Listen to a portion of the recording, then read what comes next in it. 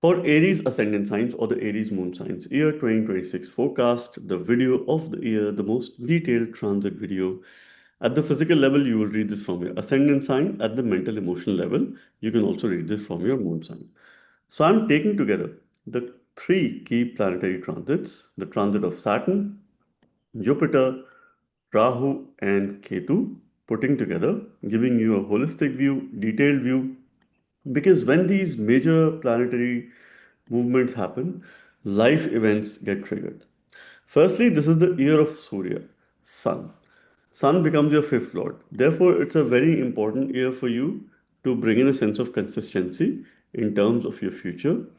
Have a futuristic approach, future planning, the year where either you could probably have children, a promise of children, or some sort of recognition with regards to fifth house matters, which is children. So, of course, all those matters related to Surya, Sun is going to excel. Sun gets exalted in the Lagna, in the sign of Aries itself. So, this is a quite an important year for you for new events, expansion, having a lot of brightness, and also being very connected to your dharma because sun represents dharma. So, of course, from a futuristic point of view, mantra based remedies could work very well for you. Now, let's talk about Saturn in Pisces. Saturn in Pisces continues to encourage you to delve into spiritual practices, have a lot of introspection in your spiritual dharma, in your spiritual discipline, foster a deeper connection with your inner self. See, because 12th house represents your self actualization. Saturn is the natural significator or the Karaka of the 12th house. And he has the power of labor. So the power of labor applies in your 12th house, wherein you have to deep dive in spiritual practices, you have to work towards inner expansion, and also building your emotional awareness. See, before becoming emotionally intelligent, you have to first start with some level of emotional awareness. Ketu in trines and Saturn in the 12th house this year. There aren't these planets are not involved in your Kendra houses, in your quadrant houses, if you see this year. Jupiter later will come in the quadrant houses, but the first half of the year is really heavy when it comes to deeper introspection and for your spiritual practices. You would need a lot of spiritual practices here. Okay. Jupiter on the other side in the first half of the year will be in Gemini. I'm going to talk about that too. But Saturn being your 10th and the 11th Lord, making a transit in the 12th house, what does it bring here?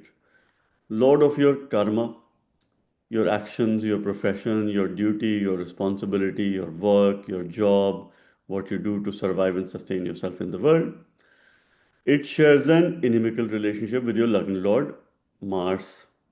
So of course, as and when Mars during transit will come in Pisces, come in contact with Saturn, which will happen over the next few months, because Mars will start its transit here. Gradually, it will move through these houses, and of course, connect with Jupiter as well towards the later part of the year. So we could expect significant transformation. Your Lagna Lord will come in contact with Rahu, will form a yoga in transit, will come in contact with Shani, will come in contact with Jupiter as well.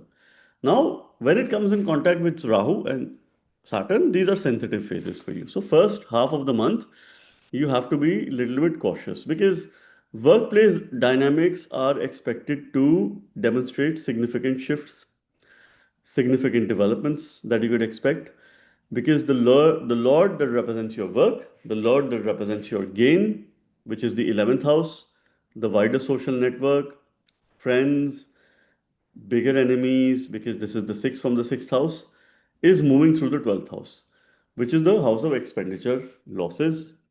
So, of course, this will bring in new projects, new assignment, and I would urge you to stay a bit low key during this time. Now, how do you understand this? While Saturn is in Pisces in the direct motion, Jupiter moves through Gemini, initially retrograde. All right, it is retrograde, but at the same time, it will enhance your communication. It will reflect you to look at your financial decisions. It will encourage you to be effective in communication, in learning, in expanding your knowledge base. While it is Vakri, it is having a very strong drishti on your ninth house. And Saturn and Jupiter collectively are activating your ninth house. While Jupiter makes a transit in Gemini. Rahu is also connected to Jupiter with a mutual aspect. Rahu aspects Jupiter by the fifth aspect, Jupiter aspects Rahu by the ninth aspect. All right. And this is your ninth and the 12th lord in the third house. It is Maran Karak. When your Bhagyeshu goes Maran Karak, it is losing its significance. Till about 1st of June, expect new projects, new assignment for you to step out of your comfort zone and increase your spiritual practices. Saturn is promoting greater spiritual awareness. Your ninth house, you must go for higher education. You must encourage yourself to travel long journeys, spiritual journeys, you know, connect with your father, connect with your guru, connect with a teacher. Jupiter in the third house will work well if you get some Guru Upadesha. See, when a planet is Maran Karak, you have to remedy Mars. In the third house, Mars is the one who is the Karak or the significator. If you were to strengthen Jupiter, if you were to challenge Jupiter, start strengthening Mars, which means start exercising every day, start demonstrating plenty of energy, and of course, use remedies when it comes to mantras and other aspects as well, which is associated to Mars in order to strengthen your Lagna lord. For you to feel a sense of vitality, renewed energies, this is something which you must continue to do. Saturn's aspect, while it is moving through the sign of Pisces. So, firstly, it is important for you to protect your dharma. You will have events that will get triggered first half with regards to your ninth house matters, journeys, higher education, spiritual education, movement, shift is going to be there. Saturn aspects your second house by the third aspect, all right, the sixth house by the seventh aspect, and the ninth house by the 10th special aspect. Okay, so Saturn aspects are about growth. Okay, so firstly, growth of second house matters, where your efforts are needed. So your efforts are needed towards your family.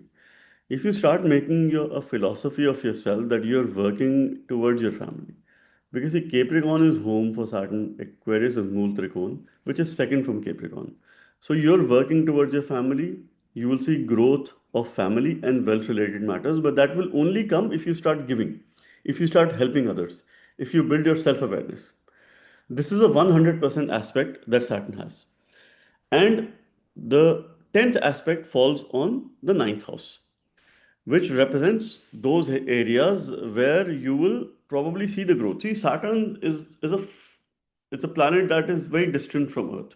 Okay, and it is small, it is poor, it wants to be big, it is short, it wants to be tall, it is poor, he wants to be rich.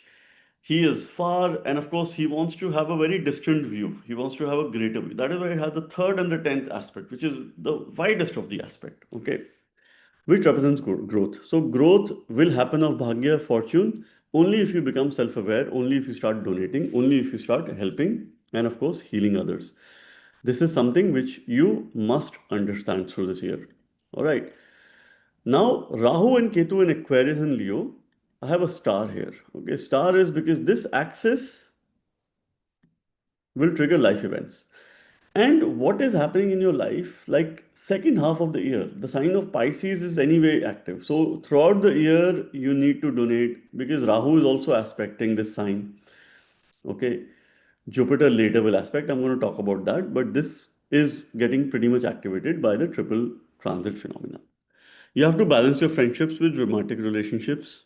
You have to promote harmony because your friendship could probably come in a way of your of romanticism, and of course some conflict, some areas where you need to develop social interactions. You need to first understand before expanding your social interaction.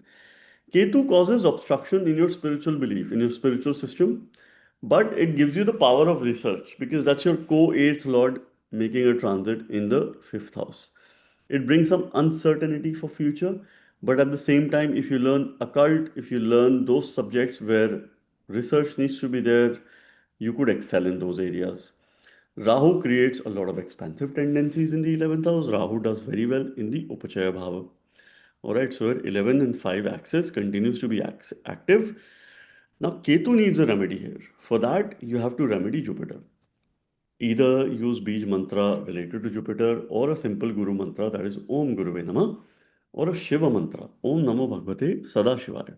That works for your 12th house as well, and 5th house matters too. Keeps Ketu at check, helps you channel the positive energies of Saturn throughout the year. And this is something which you must do. You could expect gains while Rahu makes a transit in Shatabisha Nakshatra, Ketu in Magha Nakshatra, particularly between April through August is a time where you could expect work related gains, a rise in your income, and some sort of material comfort. Now, what is also happening in the second half of the year? Jupiter, Devaguru, is going to be moving in Cancer. That is in the fourth house.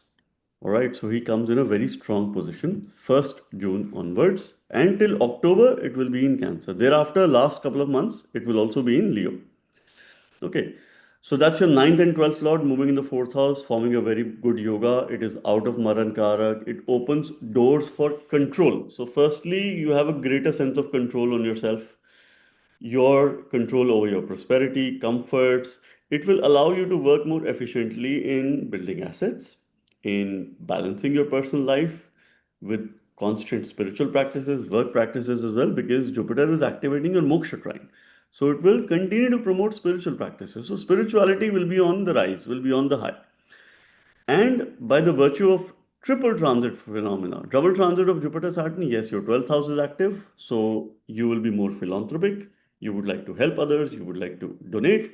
Your expenditure will increase. And I always say when expenditure will increase, so will be your income.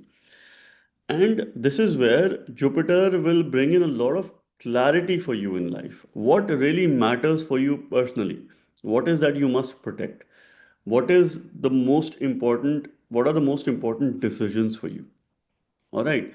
Jupiter has a fifth aspect on your eighth house and the ninth aspect on your 12th house.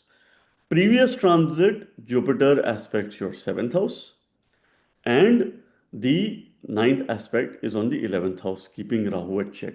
So previously, when Jupiter is moving first half in Gemini, it keeps Rahu at check, channeling it positively because it has a very strong aspect. So your desires will be very high. Okay. Later on, when these aspects will change, because Jupiter will be direct between June through October, then it goes retrograde. Okay. And what is happening here that your sense of understanding, your sense of acknowledgement of spiritual practices, your learning is related to the eighth house matters, where you would learn occult, you would learn research related subjects, you will learn to overcome your adversities, and you will apply this in your 12th house, in your sadhana, in meditation, in helping others, in managing your expenditure, in doing a budget exercise. In the second half, Jupiter is keeping Saturn at check. First half, Jupiter was keeping Rahu at check. So the planet of the year for you, particularly the second half, it is Dev Guru Brihaspati, bringing a sense of renewed energies, positivity, protecting your expenditure, and protecting some of the not so good houses in your chart, the 8th house, the 12th house. Now, thankfully, 8th house is ruled by Mars, your lucky lord, 12th house is ruled by Jupiter, 4th house is ruled by Moon. So, Jupiter's transit is very favorable. Its aspects are also very favorable. Its aspect either form on those houses with lords he shares a friendly relationship or its own sign. Scorpio, ruled by Mars, Mars is friend. Its seventh aspect is on Capricorn. It is not a debilitated aspect, okay? It's not a Nietzsche aspect or a Ucha aspect or something. This is all very wrong information. So please stay away from this false information. Jupiter's seventh aspect is Jupiter has average desire. So it is 75% strong. Fifth and ninth aspects are 100%. So, yes, its aspect on Capricorn, since it is friendly with Saturn, it is good. Its aspect on Pisces, it is again good because these aspects are working very well compared to when Jupiter was moving through the sign of Gemini. So, here's a bit of teaching as well for you. All right. So, of course, you will expect growth, application, and of course, a lot of home related matters, comfort, your renewed sense of focus. Jupiter will elevate the power of Ketu. Later, it will also move to Leo, come in contact with Ketu towards the end of the year, forming a parampara yoga for you to be very well connected to your lineage, to your spirituality, and giving you that sense of encouragement, that sense of judgment as well. So the year demands greater spiritual practices for you to control your expenditure and, of course, those time periods that are important for you, where life events can get triggered with regards to 5th and the 11th and the 5 axis, 4th house, ninth house, and the 12th house matters. Throughout the year, this is something which you could expect and experiment. Continue to strengthen your Lagna Lord Mars and your ninth Lord Jupiter through the year, and may you have a wonderful 2026. Taurus ascendant signs or the Taurus moon signs, the annual transit video of 2026, what you could expect at the physical level. You will read this from your ascendant sign. At the mental emotional level, you can also read this from your moon sign. This is the most detailed view that you will see. I'm collectively taking into account three major transits of Saturn, Jupiter, Rahu, and Ketu, and giving you the holistic view. Jupiter will move through Gemini initially for the first half, then it moves to Cancer. End of the year, it moves to Leo. I'm going to talk about all three. Saturn will be in Pisces, moving in a direct motion. Thereafter, later going retrograde, bringing some karmic repercussions as well. And of course, Rahu and Ketu activating your 10 and 4 axis. And these are responsible for life events. You have to read these transits from the basis of yogas and, of course, the dashas that apply in your case and have a very holistic view. Saturn in Pisces, it promotes community engagement in your 11th house. It urges you to focus on collaborative efforts, focus on social connections, build deeper meanings. See, Saturn is a cold planet. Saturn is a slow moving planet. It has a long term aim. It is a long term player. So it doesn't believe in, shortcuts or probably, overnight success and quick ways of probably earning wealth and making some success. It is there for you so that you succeed in the long run. It will give you those results. In the 11th house, it is in a Kevala yoga. It is in a very powerful yoga because that's your Yoga Karaka planet, the ninth and the 10th Lord. And Saturn has already spent considerable amount of time in Pisces. It feels more comfortable. It feels more at ease. It has also completed the retrogression motion.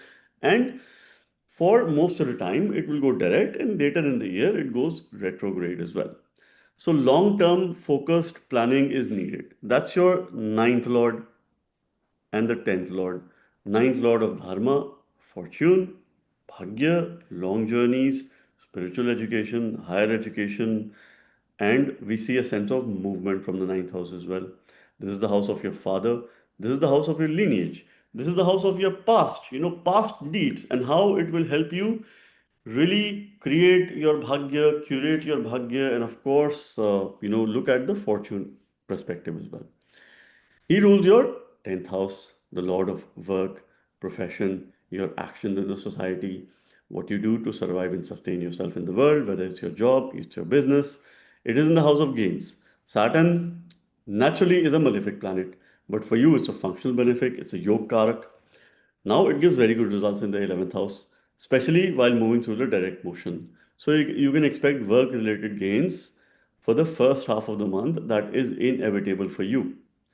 First half of the month, you are going to take some important financial decisions. You are going to take some important work related decisions, and you will go through deep transformation because the double transit of Jupiter and Saturn is activating your eighth house. So you have to overcome your adversities. See, if you were to succeed, you will be put in an uncomfortable position in the first quarter of the year where you have to overcome these adversities, which is your Nij dosha related to the eighth house, and transform by the blessings of Saturn as well as Jupiter by taking into account both these biggest planets. Now, when Saturn's moving through Pisces, Jupiter's moving in Gemini, that's in your second house. Jupiter is the significator or Karak of the second house. Initially, for the first 3 months, it goes retrograde, then it moves in a direct motion. When it is retrograde, your eighth house is very, very active. Saturn also has the aspect of growth of your transformation. You must study astrology, you must deep dive in Jyotish, you must understand these subjects. Jupiter brings financial growth, it brings newer opportunities, diverse avenue. You have to work towards building your income. Skills development will give you the capacity to create a secondary source of income. I highly encourage you, first 6 months of the year, please consider creating a secondary source of income because both Jupiter and Saturn are supportive of the fact. And you could start things in a very quick succession. you will be susceptible to sudden events in your life. Be prepared with suddenness. Jupiter is making your Earth trichon very strong because it aspects your sixth house, it aspects your 10th house, keeping Rahu at check. Rahu and Jupiter have a mutual aspect during this time. All right, Jupiter's aspect is very strong. It is about the knowledge that you need to implement. Rahu's aspect is about the knowledge that you should have in terms of quick ways of making money, quick ways of making success. That is on your second house. That is something which you have to stay away from. Jupiter is expanding family and wealth related matters. It is helping you learn about your job. It is helping you apply it in your growth at work because 10th house is really growth at your work. That is one of the Rajya Bhavas that represents the kind of support that you will receive. So if you've had some political situation, if you've had toxicity at work, that will reduce, that will go down momentarily for the first 6 months. Later, it will still increase. Then you have to probably, because Rahu will be uncontrolled, Rahu will be probably working independently then. All right, you have to be a bit smart, but Rahu listens to your Lagna Lord Venus. So, second half of the year, you will strengthen your Venus. You will do Venus related remedies. All right, this is how you would probably work towards your success. Saturn continues to create growth opportunities for yourself. Third house aspect, 10th house aspect is on the eighth house. Efforts that you have to put are independent efforts. Of course, you work with others, you work with people in teams, you work, but as long as you're independent, as long as you're putting in efforts in a very soul manner, in a very independent manner, success is guaranteed. Saturn also has 50% aspect on the fifth house because it has limited knowledge. So, of course, it will help you bring the power of labor in future decisions, in your future planning, and of course, collaborative activities, and create some favorable circumstances for romanticism and romantic relationship because your desire quotient will be very high, especially in the second half of the year. All right. Thereafter, what will happen is that Jupiter is going to be moving through the sign of Cancer. When Jupiter moves through the sign of Cancer, then the sign of Pisces, which is your 11th house, gets absolutely active. So expect gain of finances, gain of wealth in the second half of the year, though Jupiter will be Maran Karak. Now, Jupiter is a potent malefic for you. When it goes Maran Karak, you could expect some positivity, you could expect some positive results because you will not face so many obstacles, you will not face so many matters related to the eighth house. Eighth lord and 11th lord become potent malefic. I mean, some astrologers say, oh, 11th lord gives you massive wealth. No, that is wrong.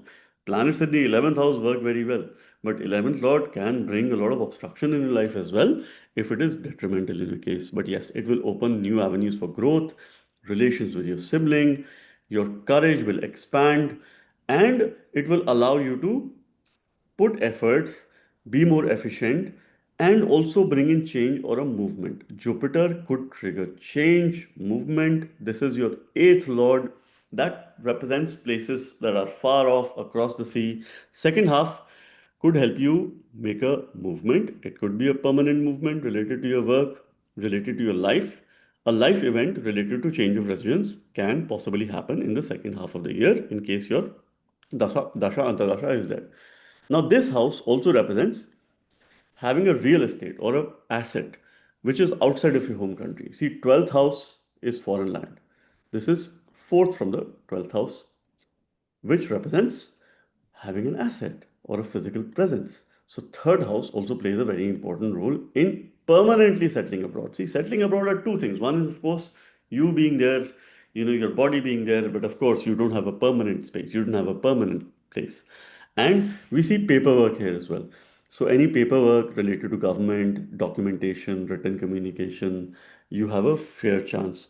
You have a fair degree of success in case your Dasha Antadasha is supportive.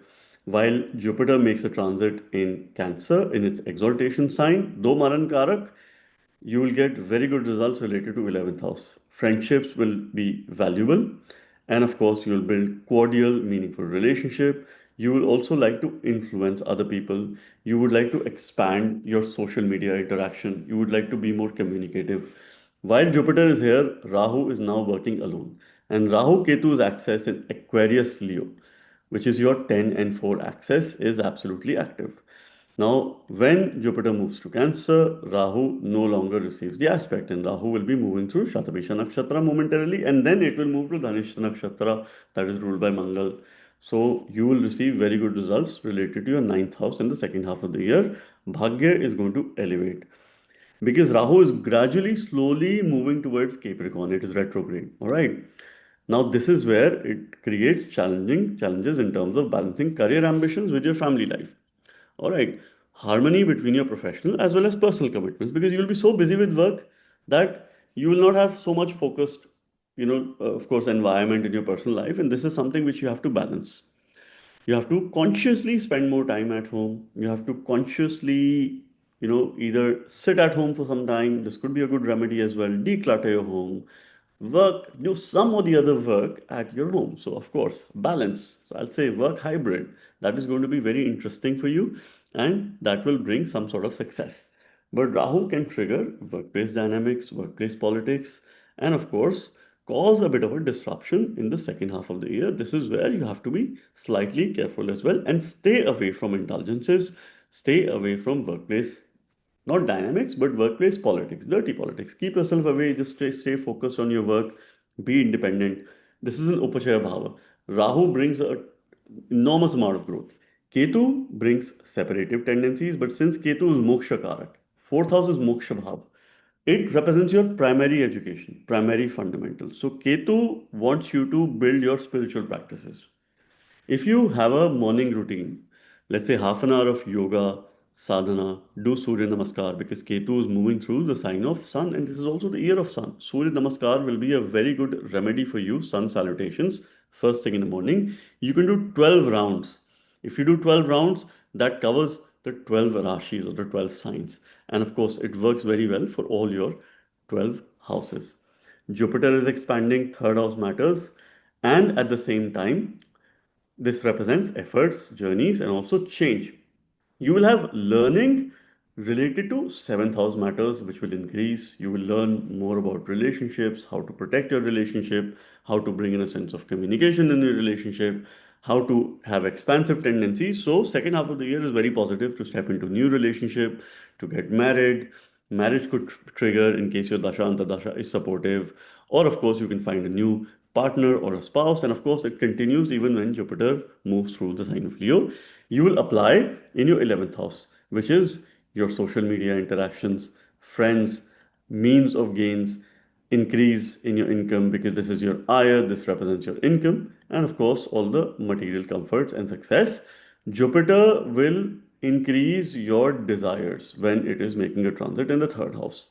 And collectively, Jupiter, Rahu, and Saturn are putting a focus on the 11th house, the sign of Pisces, because Rahu also has a second drishti. Jupiter also has a drishti, and Saturn is placed here, right? Do something related to your ancestors. That is also a good remedy for you. If you make some donations in the name of your ancestors, if you do some rituals during Pitru Paksha or the fortnightly event of Shraddh in 2026, that's the must have for you because somehow Rahu and Saturn are also making a connection by the virtue of aspect in the year 2026. Now, some school of thought say, oh, Rahu's second aspect, it is moving retrograde, it should aspect the previous house. No, no, that is not the case, right? We will still move in the most logical, sensible direction, right? Okay, if Saturn goes retrograde, that doesn't mean that it starts aspecting three houses before, right? That is not the case. So please let's remove that misconception, which I want to clarify if I probably talk about this. So I've given you a very logical reason as well. So this is what happens. I like to teach as well as we talk about transits, and of course, there's a ton of learning which we could have. So the theme for you is look forward to growth for yourself, your intelligence, and your personal priorities. That has to be your number one priority. This is the year of your renewed health.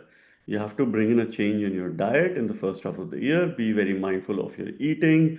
Otherwise, you can have some expansive tendencies. Watch your weight in the first half of the year. And of course, second half, any things that you use using your hands, be it exercising, working out in the gym, journaling, even working in the kitchen, that could be potentially very good remedies for you. And you could have the potential to go on journeys and a lot of travel in the second half of the year. There will be growth you could expect in terms of your transformation, in terms of longevity, in terms of you Adopting some healthy practices, bringing a change in your lifestyle, that supports your life, that supports your good health, that also makes you feel more committed in nature. And of course, this will be more or less the theme for the second half of the year. So continue to strengthen your Yoga Karak planet Shani. Second half of the year, when Saturn goes retrograde, it will also make you reflect with regards to your work related decisions and what you have been doing.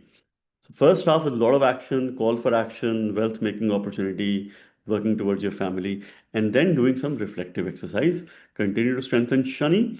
And second half of the year, continue to strengthen your Lagna Lord Venus. As in when Venus also comes in contact with Jupiter.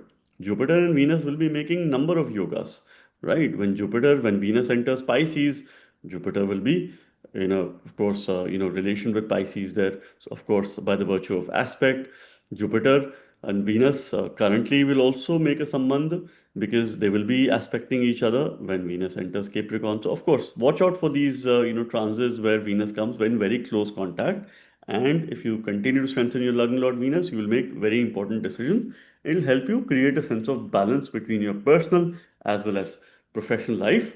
Worship Goddess Lakshmi, read Sri Suktam on a daily basis, particularly on Friday, and use the mantra Om Lakshmi Nama in your daily prayers. And my best wishes for 2026. Gemini ascendant signs or the Gemini moon signs, the year 2026, what is it bringing for you based on your ascendant sign or the moon sign at the physical level from your ascendant at the mental emotional level from your moon? I'm taking together the key transits of Saturn, Jupiter, Rahu, Ketu, the three biggest transits of the year, and give you a very holistic year in terms of what you could expect in the year 2026, your highs and lows, ups and downs, and give you a simplified yet very elaborative view of the year 2026. So, this is the year of Surya, Sun. Sun shares a friendly relationship with your Lagna Lord Mercury. Now, I do not like to mix up, Western numerology with Vedic astrology because that shouldn't be the case, right? People do that. However, I only look at Vedic numerology because this is where my knowledge and foundation comes from. Surya becomes your third lord. So the year of 2026 for you is the year of change. It is the year of efforts, valor, your communication, your courage. Also to mend some relationships with your siblings. This is the year of shifting your residence as well. Because third house, the sign of Leo, this represents journeys. Journeys doesn't necessarily mean that you will travel. This could be start of new line of work or establishing new ventures, new connection, and really having high sense of desire this year. So the three transits, what is that we are putting together? Saturn's in Pisces, Jupiter for the first half of the year is in Gemini, gaining directional strength. Thereafter, it moves to Cancer. We're going to talk about that too. Rahu and Ketu are in your 9 and 3 axis.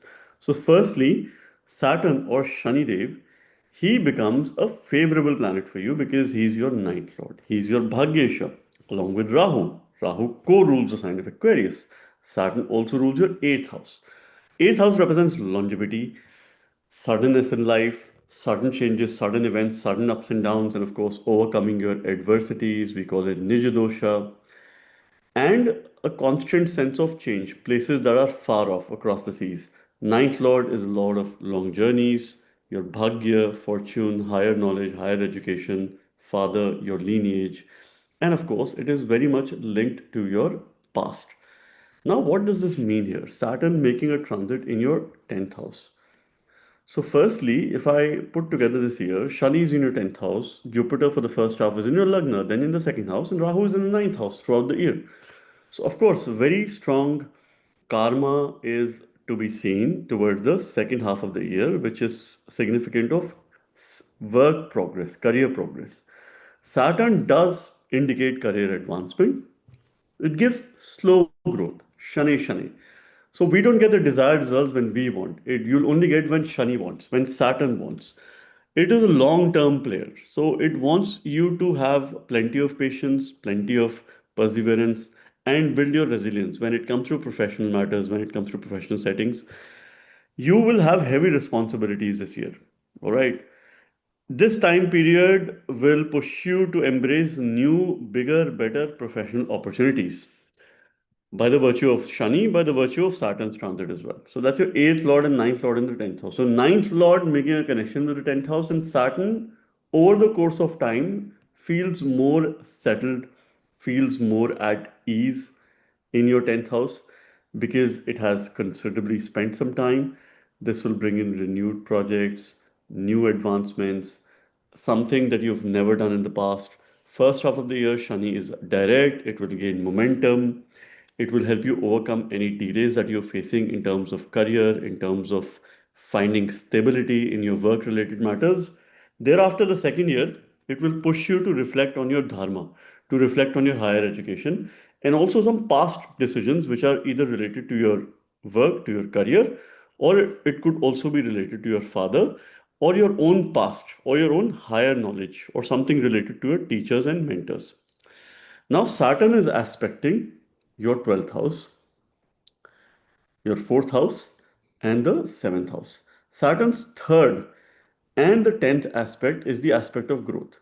So efforts are seen there. So there are more efforts that Saturn wants with regards to your spirituality, your self actualization, and bringing down your expenditure.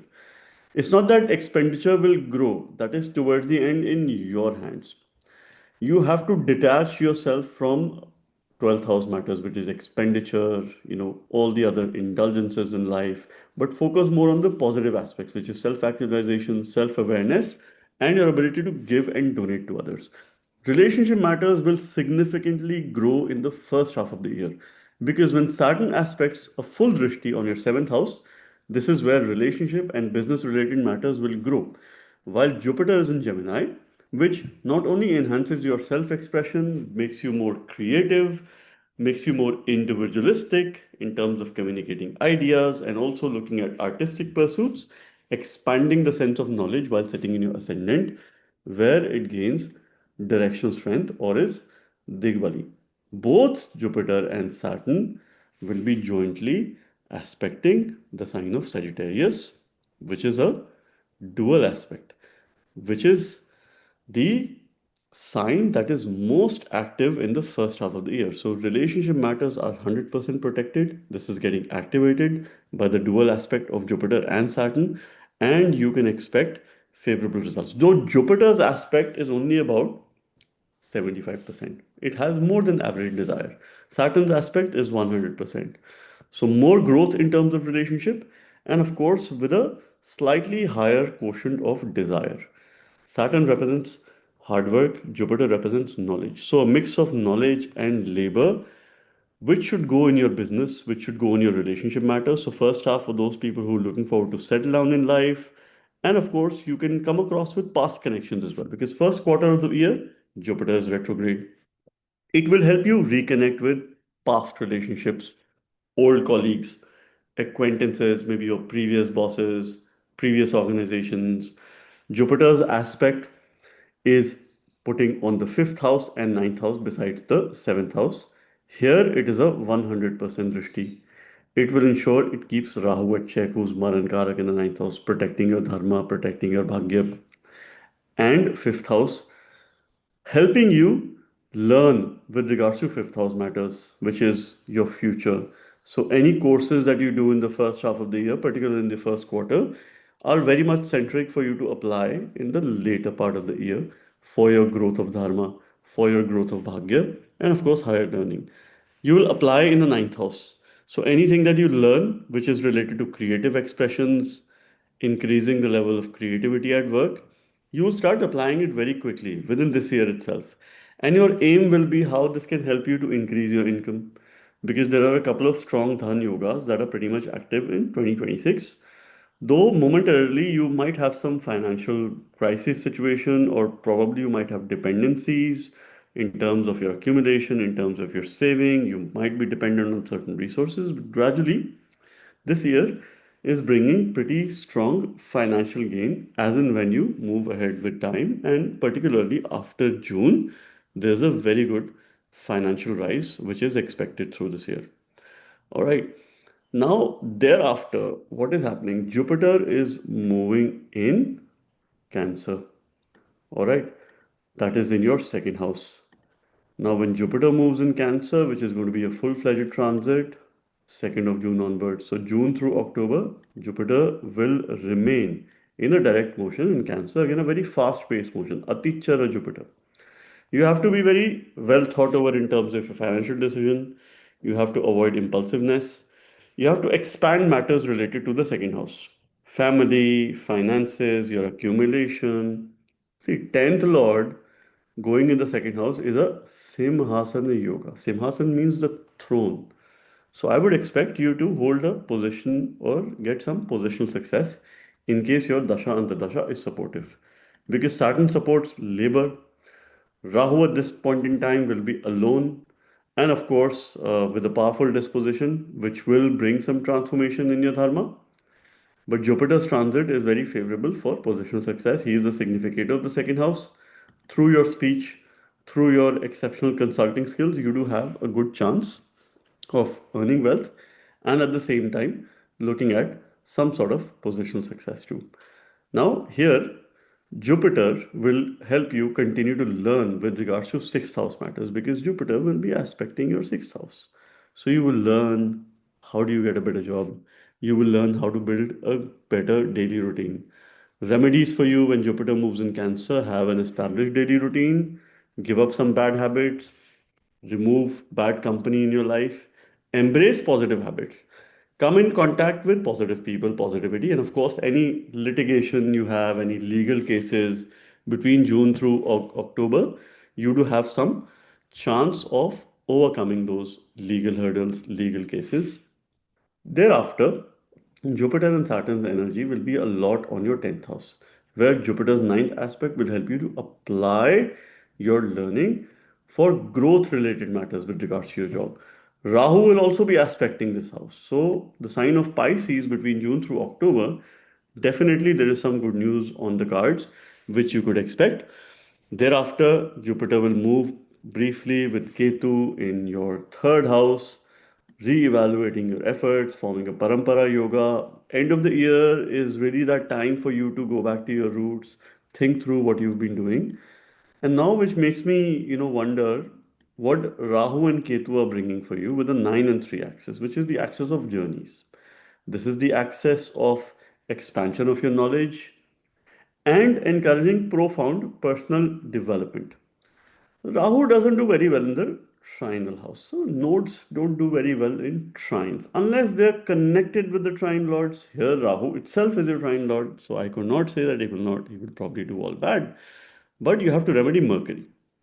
To strengthen Rahu, to channel Rahu, continue to remedy Mercury, Buddha. Buddha, over the course of time, will come in contact with all these graha. Will form a yoga with Jupiter, will form a yoga with Shani, with Rahu. And of course, these will be important time periods for you, especially when Mercury will move through Aquarius, Pisces, right? That is likely to happen in the next few months.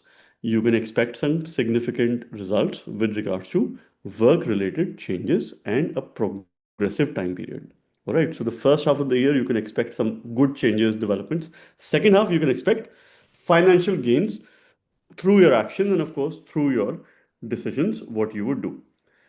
Now, the 9 and 3 axis between Rahu and Ketu is going to make you involved in some paperwork related to government. So be careful of your decisions, be careful of your personal documents, be careful of your tax work, be careful of completing all the necessary documents that you have because you might spend some irrelevant, unnecessary energies in terms of doing or sorting out some paperwork. For those people who are probably thinking of settling abroad outside of their home country, Gemini ascendants or moon signs, this could be a favorable time period for you because Jupiter supports it and Rahu and Ketu also support this particular transit, particularly when they are going to be in Shatabisha and Magha Nakshatra together between April through August. That is a time period where you can see some positive development with regards to your government related paperwork, with regards to you dealing with your bosses or those people who have an authority in your life. You will come in contact with some influential people. But something that you will develop is coldness at work because Shani demands cold energies at work, working in isolation, but pure labor. Do not shy away from putting efforts. Ketu can bring a cut in the third house, right? make you not put efforts, or probably bring competition, bring some hidden enemies because that's your sixth lord. Some other people can cause obstruction in your effort. There is a chance if your dashas are majorly, linked to Ketu, Rahu, right, or Surya or Mangal, then that could be the case where you are putting efforts, but other people are not letting you take the due credit. So this is where you have to be careful. This is where you have to constantly protect yourself. To strengthen Mercury, look up to Lord Vishnu. Om Namo Bhagavate Vasudevaya. This is a mantra that you can do the sadhana for all throughout the year, without any, again, two thoughts. If you do this mantra around midday, then it helps you in your career, your work. If you do this mantra in the evening, then it helps you in your relationship. You can also do a Shiva sadhana, look up to Lord Shiva, and He is the one who would protect you. So, once again, this is a time for you to bring some sort of stability in your work. You would have had experiences to move out from something, to move into a new line of work, maybe something that you're deeply connected with, maybe something that you've been wanting to do. Some bold decisions could be there. If you did not take a bold decision, then yes, subsequent year you could be in a position to take this bold decision, because change is the only thing that is inevitable this year. I would also encourage you to go on spiritual journey, solo travel, go to such places where you can develop yourself and uplift yourself spiritually. Your Dharma trine will be very active in the first half of the year, and then will be your Artha trine. A lot of work is coming in the second half of the year, so be prepared mentally and, of course, physically as well. You have to take care of your health, your vitality, which will also have significant improvement in the second half of the year. And I wish you the very best for the year 2026. Cancer ascendant signs, or the Cancer moon signs, ruled by Moon himself. How is the year 2026 for you? Here I am bringing to you the most detailed overview of the year 2026 with regards to a collective view of transits of Saturn, Jupiter, Rahu, and Ketu. What is that you can expect? Some highs and lows. What should be your strategy for the year? What should be your priority areas? What are some of the life events that could trigger?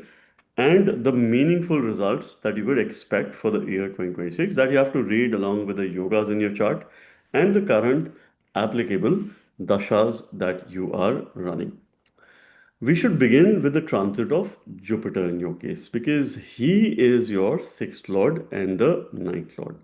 So the sixth lord who rules Sagittarius and the sign of Pisces, your ninth lord, the Bhagyesh, the one who rules your fortune, long journeys, higher education, spiritual education, your father, your past, lineage, this is the house of your dharma.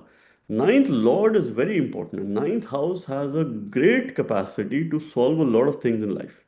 Sometimes we put a lot of hard work, but fortune is not favorable. Someone else gets a result, someone else takes that credit. So I would say that 10% luck also matters, 10% bhagya also matters. Of course, 90% is labor, but sometimes this 10% becomes even more impactful, right? I'm not saying that efforts are not impactful, but yes, bhagya's support is always there and it should be there. Jupiter is also your sixth lord, the one who rules debts, diseases, things that you do on a day-to-day basis, your health and well-being, your vitality, competition, and this house also represents job. This is also the Upachaya Bhava. We see growth from this house. So, sixth and the ninth lord is initially making a transit in your 12th house in the sign of Gemini. For the first 3 months, Jupiter is Vakri, it is retrograde. It encourages you an introspection, being very much clear. 2026, you will have so much mental clarity. You will understand other people, you will learn from your experiences, you will have such experiences with people which will only give you clarity. First half of the year, be prepared with some detrimental experiences with other people in your relationship, with your friends, with your wider social network. But remember my words that this will only help you become more aware of the situation. This will help you overcome any worse situation, because so much of that you will learn for your mental clarity that you will have an independent thinking, and thereafter there is a good rise, renewed sense of confidence when Jupiter enters Cancer. Now, first half of the year is very good for spiritual progress, Jupiter is in the 12th house, that's your ninth lord, the one who rules Dharma, is in the house of devotion. We see devotion from the 12th house. We see your feet.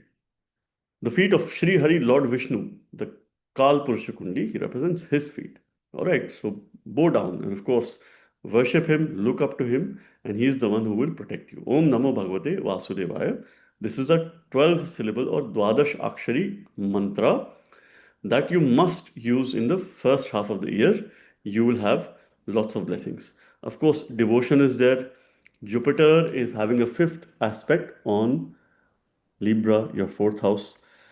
So there's a lot of learning that is happening with regards to fourth house matters. Of course, your expenditure will increase as long as you expense on dharma, good deeds, it is good for you. So you have to be very mindful. Expense on yourself, your family, your dharma, good deeds. Help others, donate others. Donate on Wednesdays, ruled by Mercury. That's your 12th lord. That will be very good for you.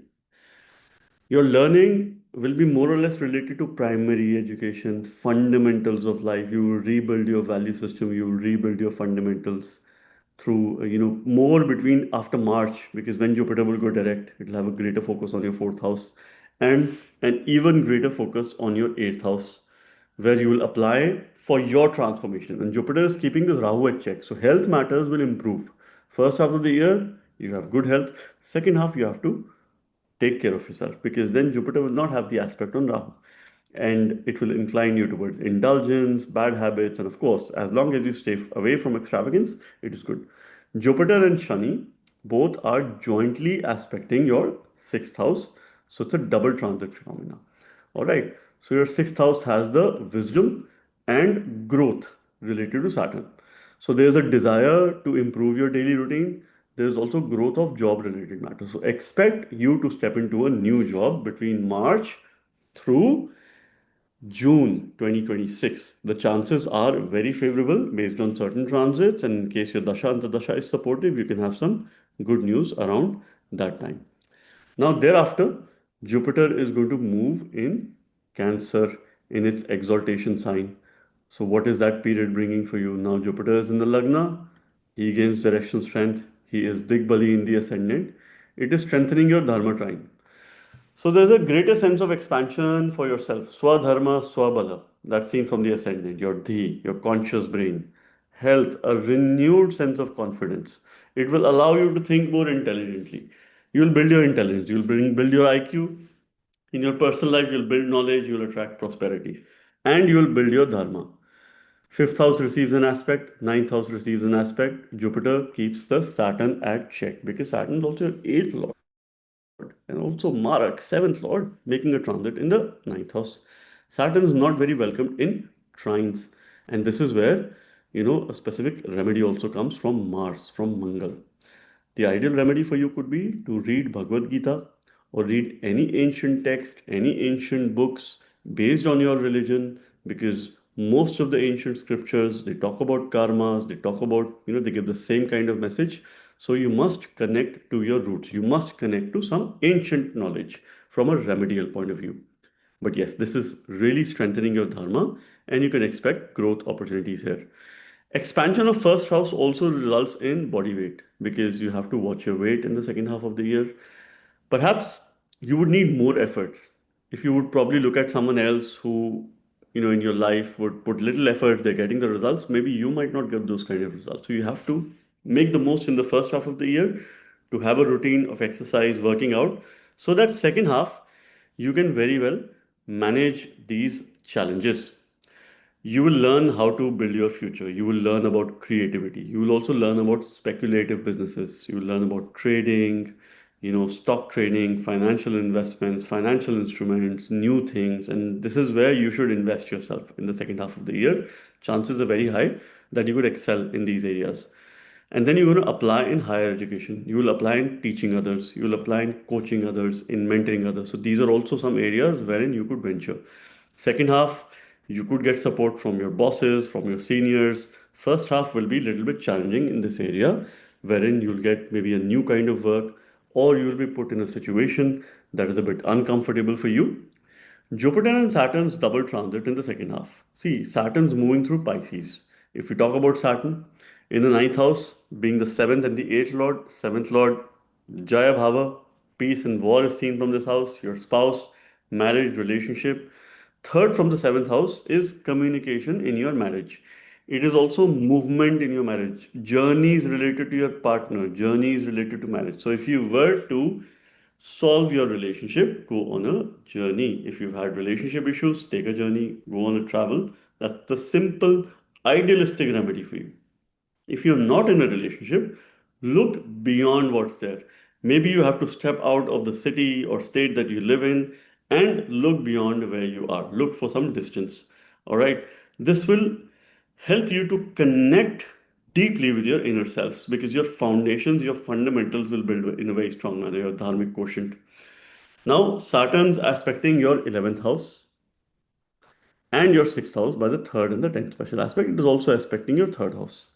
But that is only a you know 50% aspect. It's not a very strong aspect, but it is creating growth tendencies with regards to your gains, your network, your finances, your friends, your material wealth. It will gain, but it will only gain if you stick to the path of righteousness and if you use your wisdom, you use your judgment, you overcome obstacles. You are likely to face enemies, you're likely to face opposition in the second half of the year, but you should be in a position to overcome because your sixth house is already been very supportive. But in the second half of the year, the greater focus will be on the ninth house. All right. Because when Jupiter moves to Cancer, your ninth house, Saturn's there, Jupiter is having a ninth aspect of implementing your knowledge. Rahu also has a second drishti of Bhoga. He wants to consume. That's slightly negative, can cause obstruction in your dharma, but as long as you stick to the path of Jupiter, you will have a good time. Remedy is only associated to Jupiter in your case. All right. This is something which you must look at. Saturn helps you growth in terms of sixth house matters, which is your daily routine, things that you do on a day-to-day basis. And of course, your debts, diseases, things that you do on a day-to-day basis. You have to somehow overcome your debts. All right. This is a good message for you. So first half of the year, you have a good lifestyle, you focus on healthy habits, so that second half you don't have so much of health concerns or anything hidden that you could be susceptible to. You should be in a position to overcome. You should be in a position to have that kind of lifestyle. It could be a little bit demanding as well because you will have demanding circumstances, you will have challenging circumstances with regards to these expectations, where you have to manage these energies, where you have to navigate through these energies. But this is really strengthening your dharmic quotient. Rahu and Ketu on the other side, we must pay careful attention here as well because the nodes, the Chaya Grahas, shadowy planets, they continue their momentum and have gotten a bit comfortable in the sign of Aquarius and Leo. So that is your 8 and 2 axis. It's a bit of a tricky axis. But should we fear? Rahu is the co-eighth lord, sitting in the eighth house, causing a Viparita Yoga. Yes, circumstances could go adverse. So if you're running through major sub-periods of Rahu, Ketu, Saturn, Sun, yes, expect suddenness in your life, expect sudden decisions, or expect you to take a decision in a very short span of time. All right. Whether this will be good for you or not, that depends on your ongoing dasha. Now you have to balance your financial well-being and your personal emotional well-being. All right, because there will be dual focus. Ketu also gives finances. See, Ketu is in a very strong Dhan Yoga throughout, and when it enters in Magha Nakshatra, that's your fifth lord stepping in Magha Nakshatra, it'll give you financial rise. After March, after end of March, Ketu enters Magha Nakshatra, and that's the throne. So Ketu has great capacity of improving your finances throughout the year. Between March through December, please expect significant growth in your finances. Please expect significant growth in your wealth. However, you have to be vocal, you have to communicate, you have to step out of your comfort zone, you have to talk, right? Because being in a state of silence could be a little bit detrimental towards your relationship. Sometimes violence is fine, it's better than silence because when you don't talk, when you probably don't open up, then you don't get to know, the perspective of the other person as well. And this is where it can cause more friction, particularly with family members, all right, your close ties. So this is where you have to be careful. You will start protecting your finances because Ketu will cut down will not cut down your income, but cut down the bhoga, all right, your sense of consumption. And you have to take care of your lifestyle, especially the second half of the year, because Rahu is away from the aspect of Jupiter. So, healthy eating habits, being in touch with good company, making happy friends, happy connections, right? This is something which will elevate you. Otherwise, it could be detrimental towards your health and well being because you have a tendency to come across some health scare or worries that could go undiagnosed. So be careful. All right. Particularly, Rahu is in Shatabisha Nakshatra, though this nakshatra does indicate healing. All right. But second half of the year, it will be in Mangal Nakshatra, Dhanishta Nakshatra. So you will definitely receive some very positive results of seventh house in the second half of the year because this is where the sign of Capricorn, which is the seventh house, will give very prominent results. So any relationship issues will get resolved between June through October. After October, Jupiter, your ninth lord, is moving with Ketu for a brief period. Thereafter, it will retrograde, all right, and will start moving back to the sign of Cancer. But more or less, towards the end of the year, 2 months, Jupiter will be in your second house. So this is again in a very strong Dhan Yoga, financial yoga, along with Ketu. So expect sudden increase in your finances. Suddenly you get an incentive or some sort of increase in your income, or you decide to create a secondary source of income. So that is also positive. But please protect your wisdom. Please protect your sense of judgment.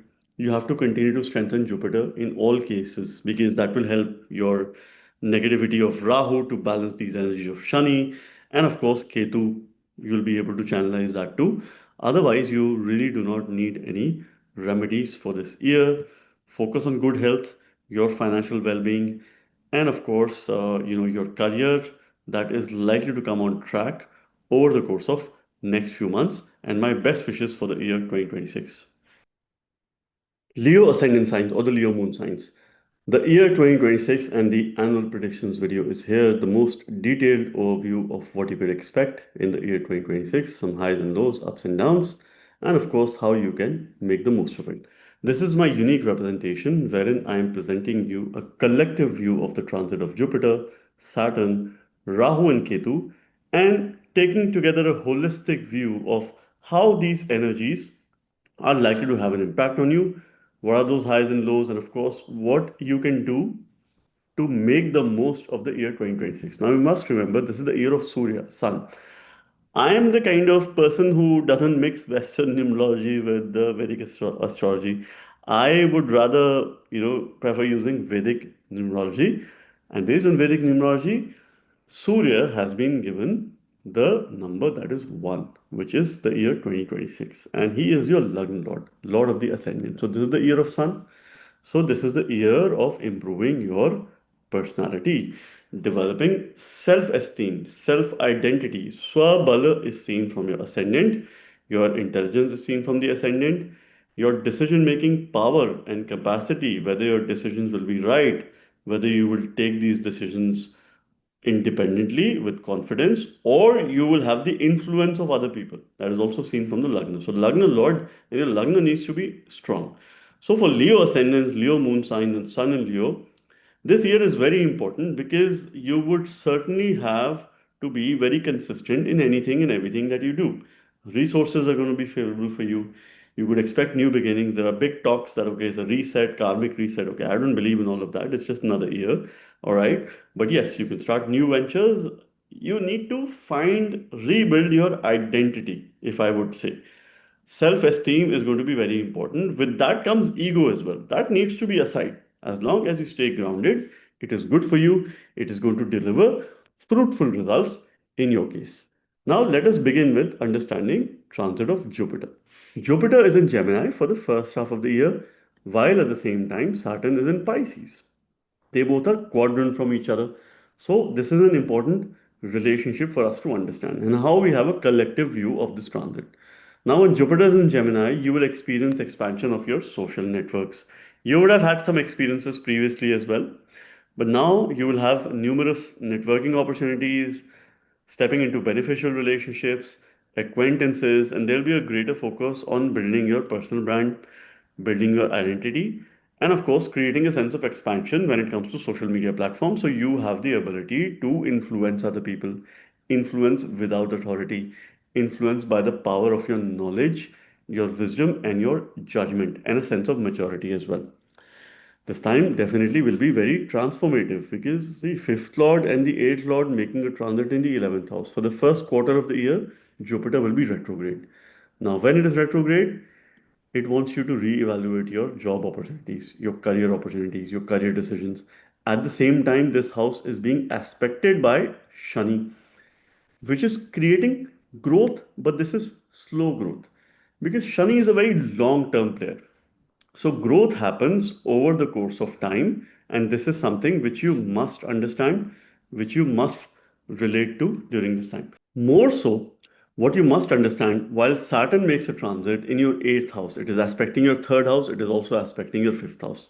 Now, this placement emphasizes the need for commitment, emotional depth in partnership, in relationships, in anything that you do. You will be very deeply involved because Shani promotes Ayush longevity in the eighth house and it will push you to overcome your adversities. While Jupiter is in the 11th house, anything, any project that you're involved, you're deeply involved there. Any connection that you involved, you're deeply involved. This is also seen by the fact that Rahu is in the 7th house, gaining directional strength and amplifying matters related to the 7th house. And Rahu is under the aspect, ninth aspect of Jupiter. They have a mutual connection at the same time. Any project that you involve, there's a deep involvement. You're involved in a relationship, there's a deep involvement. There's a greater sense of depth that Shani is bringing in. I would highly encourage you to involve yourself in research related subjects. Learn about Jyotish, occult, or similar sciences for your benefit, for your betterment. This could lead to beneficial relationships, this could lead to long lasting relationship. And together, Jupiter and Saturn are putting a greater focus on your fifth house. So between January through June and more or less beginning of June, because 2nd of June Jupiter will enter Cancer. So between January through May, it is a very good time for your future priorities, for your children to have some sense of achievement, or you have a favorable yoga to start a family. Very high possibilities and circumstances could be favorable in case your dasha antardasha is supportive. This can also give positional rise, positional success, which is also seen from this time. So January through May is very crucial, very critical for positional success, for bringing some speed in your work. If you've experienced slowdown, if you've experienced delays, setbacks, those delays will turn into progressive times. Those setbacks will turn into newer opportunities with, of course, vitalized energies. Saturn's 10th aspect is on the fifth house, which is creating growth, growth of your creativity, desire for creativity, desire for love, unconditional love, desire for romantic relationships, and growth of romantic relationships. In the first half of the year, Jupiter rules your fifth house, which is your future, your positional success, also the eighth house, your Nija dosha, adversities. When it is Vakri, you will reconnect with your old friends. You might reconnect with your past romantic relationships as well, or some hidden relationships are likely to be experienced during this time. So it's a mixed opportunity for you. So be cautious, but of course, make the most of this opportunity as well. As long as you're careful, as long as it is not detrimental to your health, to your well being, you are pretty much in a good position. Your learning will be mostly related to the third house, short courses. You will undergo on a journey and you will learn at the same time. You're learning to change. You're learning about communication, how to be more communicative, and you will apply in your relationship to foster bigger business opportunities, right? You take up a short course, you quickly apply for your gains in your business. Very quick decision making, very high impulsive quotient is going to be there. The pace of life is really going to increase over the next few months. Thereafter, what is happening? Jupiter will move in Cancer. That is your 12th house, which is the house of higher self consciousness, losses, expenditure, your sleep, bed comforts. Spirituality will be on the rise. Your spiritual quotient will increase. Jupiter is your mantresha, and that mantra lord goes into 12th house. Firstly, it's in the 11th house, aspecting your 5th house. Then it goes into 12th house, the house of devotion. Mantra based remedies are a must have, must do in the year 2026. That will be very beneficial for you, and you must continue to do this. Jupiter is bringing a huge room for self improvement. So you've achieved something over the course of few months. Now, June onwards, till October at least, you have to work on self improvement. You have to be optimistic about your future. You do not have a scope to allow negative energies coming in your life. And you have to be giving. Kindness is the key. Donate on Mondays, donate milk, donate rice. This is associated to Moon, that's your 12th Lord. It will work in your favor. Do not engage in greater risk speculative investments between June through October 2026. This is where you have to be careful with your expense management. Expenses will rise, but this time period will help you heal from any past trauma. Moon is the healer. Jupiter's transit over the natal moon most of the time is not very good. It brings significant challenges. However, its transit in the 12th house, the sign lorded by moon, will give some strength to the moon, will give some strength for you to heal from past. And moon is healer, right? For all the healing activities, it plays a very important role. Now, while Jupiter is here, it is having a drishti on your fourth house, all right, and on your eighth house. And this is the 12th house, which is activating your moksha trine, the trine for spirituality, the trine for helping others, for donations. So increase your spiritual sadhana. It will help you, it will protect you. You will learn about fourth house matters. It's your fundamental value system that sits in the fourth house. It's your primary education that sits in the fourth house. So you need to go back to the basics.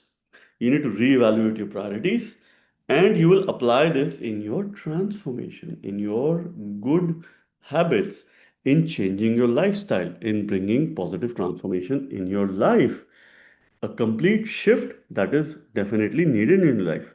And this is when, by the virtue of double transit, or rather triple transit of Jupiter, Saturn, and Rahu, because Rahu also has a second drishti on Pisces, this sign will be very active.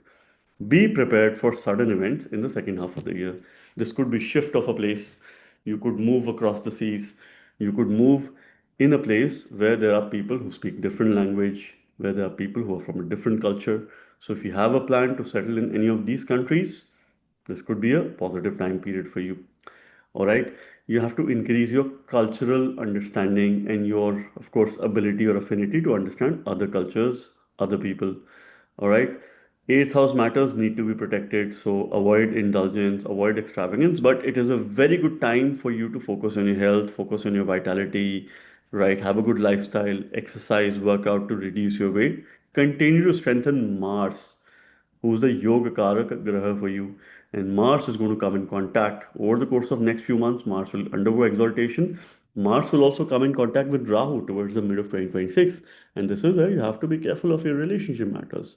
Because relationship matters in the mid of the year could be slightly sensitive, particularly between May through August is when you have to be careful for your relationship matters. Your temperament needs to be at check. You have to be a good listener and, of course, have a clear understanding.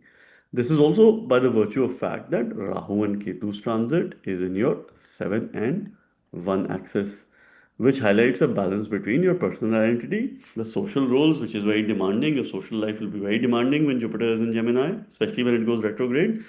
But it will help you do some or get into some community practicing, some social work. All right. Now, Rahu and Ketu encourage you to work towards animal welfare, welfare of dogs, cats. Dogs are linked to Ketu, cats are linked to Rahu. Both of them, of course, you have to probably do some charity work or work towards the benefit. And of course, it will help you in your relationship matters, and more likely, it will help you in a lot of personal things. Personal priorities will see an improvement if you work towards dogs. Now, Ketu does create separative tendencies, but that's your fourth lord sitting in Lagna. It's a very strong position, fiery position. Rahu also gains directional strength. It is Digbali. It is amplifying the effects and all matters. And initially, it will be connected with Jupiter. Later, it will not be. Ketu is going to be in Magha Nakshatra, Rahu in Shatabisha Nakshatra. So you can have some personal identity crisis between April through August. So this is where you have to be slightly careful of other people. Thereafter, when Rahu moves in Dhanishta Nakshatra, second half of the year, you will see positive results of your sixth house. You will overcome enemies. You will overcome opposition post June 2026. Most importantly, towards the end of the year, in October, end of October, Jupiter will enter your Lagna, your ascendant, where it gains directional strength, and it is going to be in a yoga with Ketu. They form a Parampara yoga. So between the month of November, because till 5th of December 2026, Jupiter will be here and then it will change signs, move to Cancer. Jupiter and Ketu will have a conjunction in Cancer as well in 2027. All right. But this is a brief period where they're in a yoga. You have to look back to your roots and you could receive some good news with regards to your children, some good news with regards to your progress towards the end of the year. In November 2026, that's a very important time period for you, um, where you need to strengthen your dharma. Start strengthening your dharma. The dharma quotient, the dharma trine will be very active by the virtue of these three transits. All right. Since Jupiter will no longer have a aspect on Saturn, you have to stay away from indulgences and you have to stay away from bad habits, bad companies. But you could be susceptible to some negative energies at that time, some opposition, which would need the right kind of energies between October through December. But this is a very progressive time period once again for you.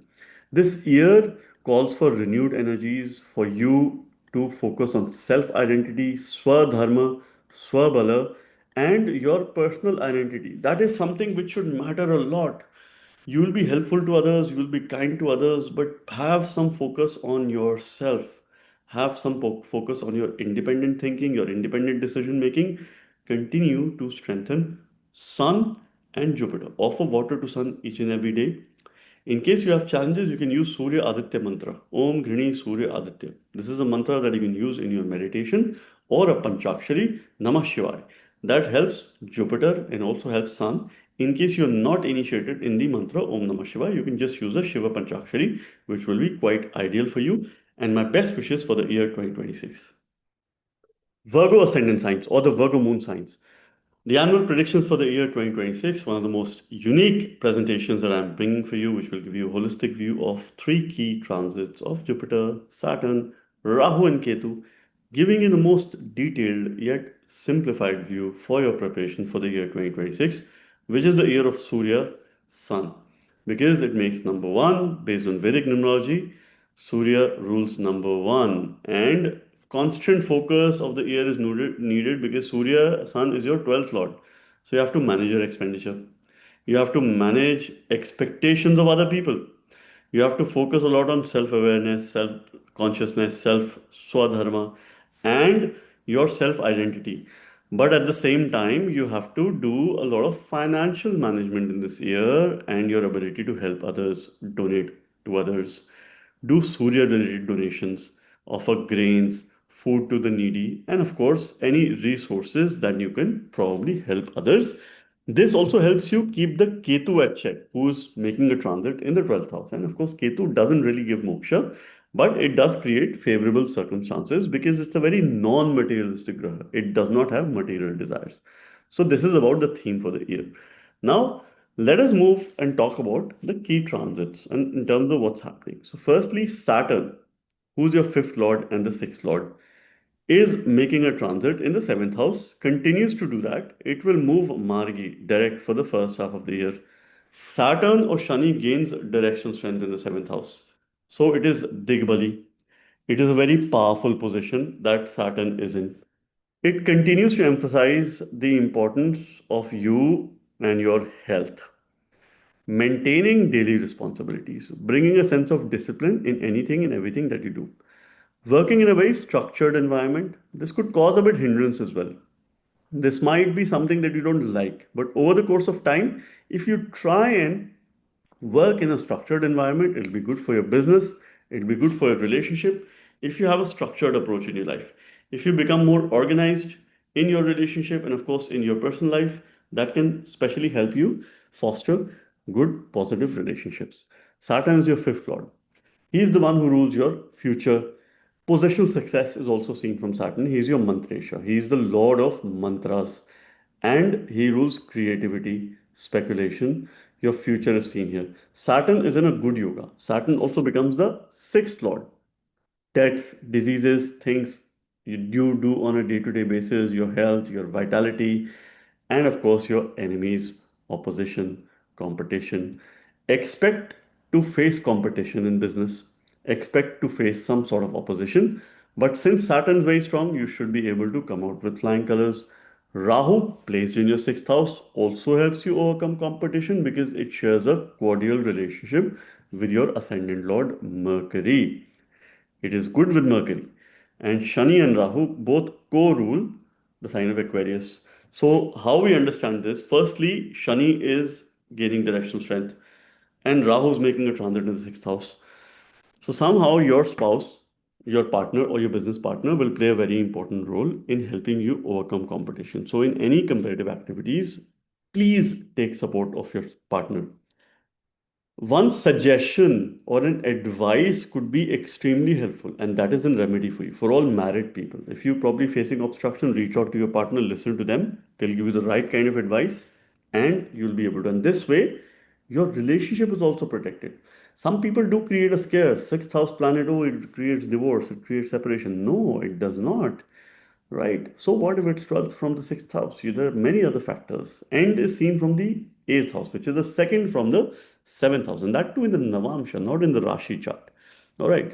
Now, at the same time, when Saturn's in Pisces, Jupiter's in Gemini, and that's your fourth lord and seventh lord in the 10th house. So, first half of the year is very good for your spouse, for their career, for their happiness, and for them to build assets. Your assets are seen from the fourth house. Your spouse's assets are seen from the 10th house because that is fourth from the seventh house. So there is a scope of joint asset building in the year 2026 in case your Dasha Antardasha is supportive. Now Saturn is creating growth for ninth house and the fourth house.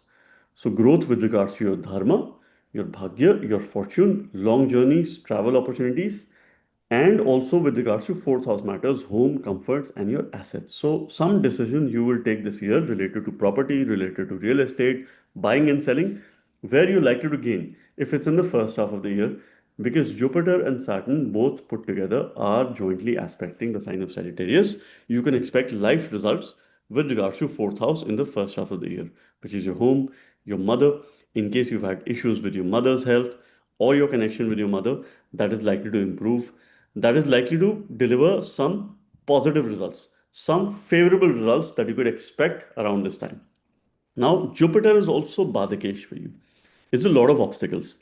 So momentarily, it will cause obstacles with regards to work-related matters, with regards to job, with regards to some sense of discomfort. You will be opposed by those people who have high knowledge, who have a very good educational background, maybe hold a doctorate or some sort of pedigree. So just be cautious of those people, or who are very knowledgeable, or probably people will throw their knowledge on you. They will try to overpower, suppress you by the power of your knowledge. How do you counter this? You counter this by building your own knowledge, right? Learn, and learn more. Continue to strengthen your Mercury. Mercury is strengthened by the virtue of learning. Why Mercury is the significator of the 10th house? Because he is responsible for learning. He is the best student. So be the best student in the year 2026 and focus a lot on self awareness. Continue to build on your strengths. Jupiter has a very favorable aspect on the second house and the sixth house. So it will promote finances, good ties with the family, and also help you overcome enemies. Keep this Rahu at check. Make Rahu very positive in the first half of the year. And this is something which you really have to be mindful, which you really have to be conscious over the course of next few months. This is something which you must pay careful attention to. And of course, you will have very positive aspects of the fourth house, results of the fourth house. This time period is favorable for you to get into some activities that are of your personal interest, your hobbies, and of course, some lost interest that you need to pick again, that you need to re experience. So, this is something which you can do. Thereafter, Jupiter will move in Cancer. All right, that is your 11th house in its exaltation sign. Between June through October, Jupiter will be in Karka Rashi in its Uchchasthan. So, firstly, when Bhadakesha is very strong in its exaltation, it does have a tendency to bring some obstacles. From a material point of view, it will give very good results. It will likely reduce your spiritual practices, it will reduce your belief system, it will make you very unconventional. This is where Saturn and Jupiter share a trinal relationship. Rahu is away from the aspect of Jupiter. So, June onwards, you will be unconventional. You might deviate from dharma. You might deviate from certain practices. Maybe if, like, for Virgo ascendants, they might have a strong belief in astrology or ancient sciences. That could also become a question mark. That is likely. So please continue to protect. Jupiter is giving you success in all spheres of material life, desires, overcoming your helping you overcome your illusions. You have to overcome your illusions because 11th house is the Maya bhav, right? It represents illusions of all kinds. You have to become more realistic in life. All right. Emotions will be very high, especially with friends. You'll be very emotionally deeply connected with some friends, with some acquaintances. You'll be very emotional about everything, social media interactions. If there's an argument, for example, you have with someone on social media, you will take it at heart. You will hold grudges. This is where you have to be careful. Material life is going to be pretty good, right? You have to probably be very committed and realistic as well at the same time. This is when Jupiter will aspect your third house, and it is also aspecting your seventh house. So it is going to protect relationships. So, firstly, you will learn to put efforts. You will learn to put efforts in your life. You will cope up with change. You will be very much change ready. You will be adaptable. That is what you need to do. That's the desired stage.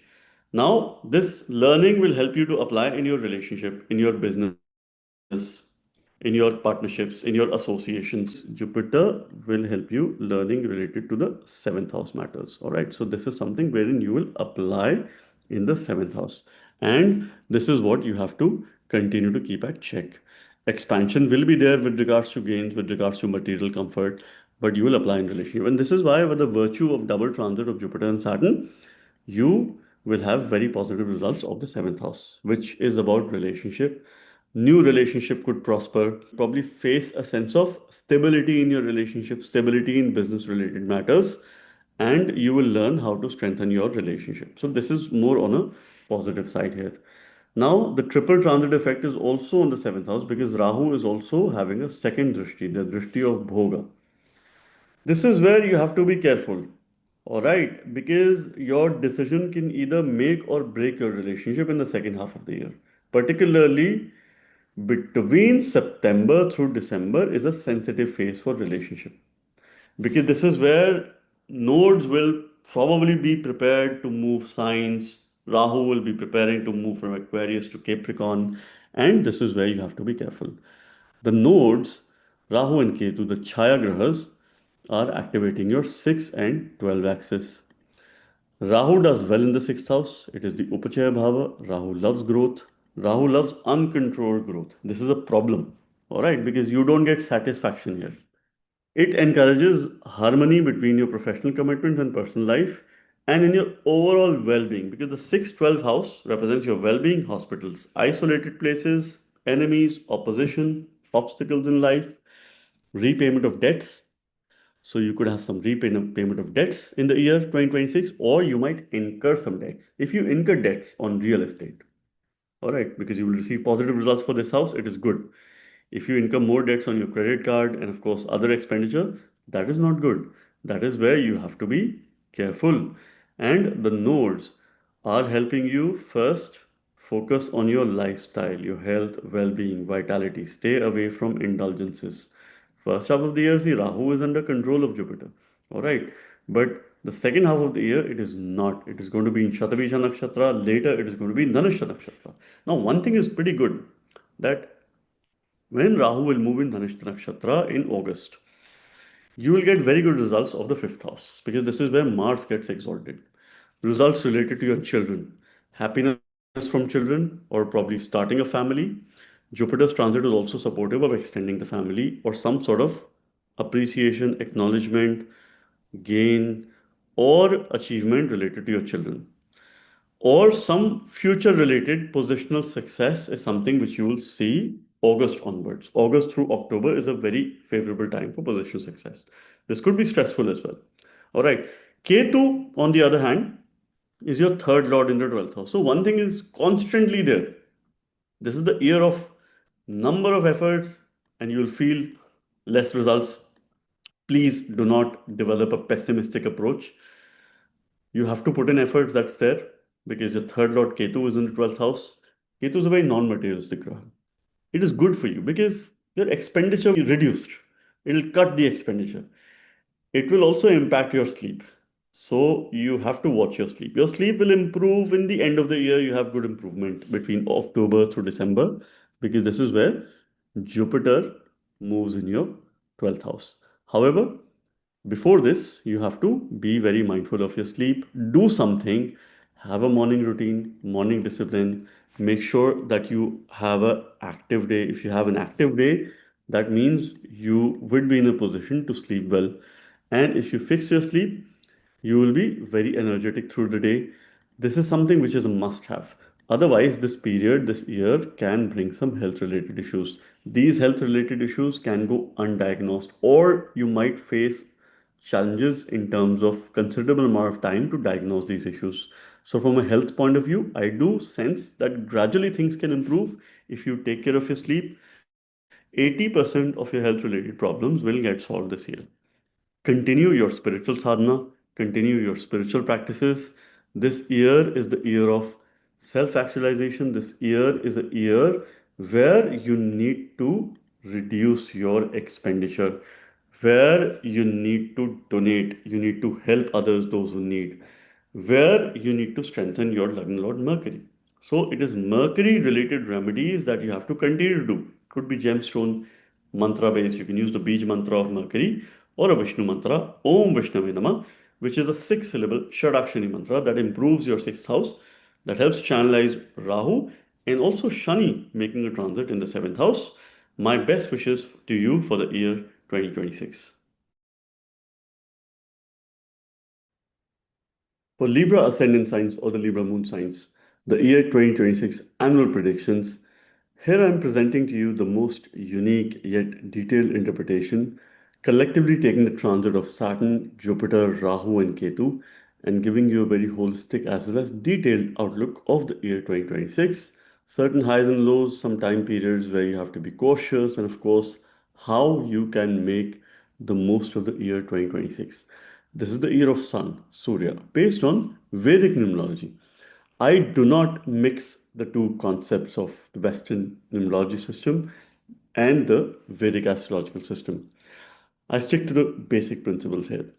And the fundamental principles are that the 2026 year, which equates to number one, is the year of Sun based on Vedic numerology. Now, Sun rules your 11th house. So, of course, this is an year for expansion in all spheres of life when it comes to the material, mundane level comforts towards your friends, towards your wider social network. This is where a lot of energy would need to be invested in matters that pertains to your 11th house, which Sun rules. Sun shares a not so good relationship with your lugging lord Venus. Therefore, this time period can also cause some obstruction because Surya also becomes Badak Graha for you, or the one who rules obstacles. So, of course, definitely, in order to become successful this year, in order to be an achiever in all spheres of life, whether it comes to knowledge, education, work, you will have to go through some obstacles, you will have to go through some obstruction, that is for sure. Now, let us begin with Saturn's transit, who is a yoga karak, because he rules your fifth house and the sixth house. So, Shani becomes extremely important for you because he is the ruler of your fourth house and the fifth house. Saturn.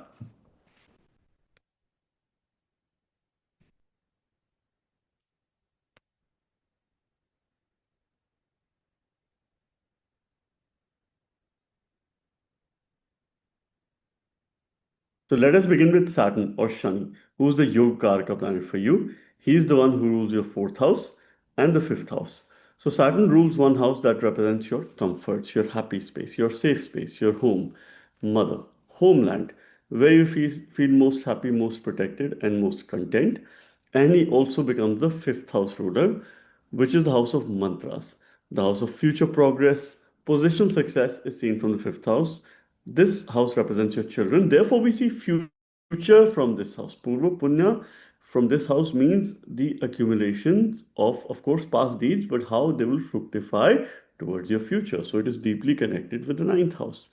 And Shani is making a transit in your sixth house, continues to do that in a direct motion, Margi. This will continue to give an inspiration to engage in a lot of creative endeavors, explore new hobbies, make hobbies your daily routine, and build your self expression. I mean, continue to make hobbies your daily routine. Continue to look at what are those things that can make you feel comfortable in your daily routine. And this year, you would also be in a position to repay some of your debts.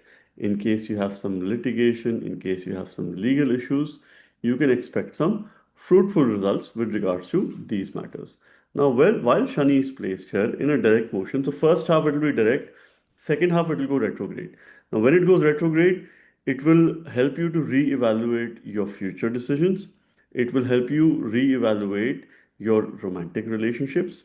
And of course, that is the time when you will have some relationship karma. So second half of the year, some heaviness or issues with regards to relationship can come into play, wherein you have to stay a bit cautious, you have to stay a bit low-key, and most of the time you have to take care of your temperament.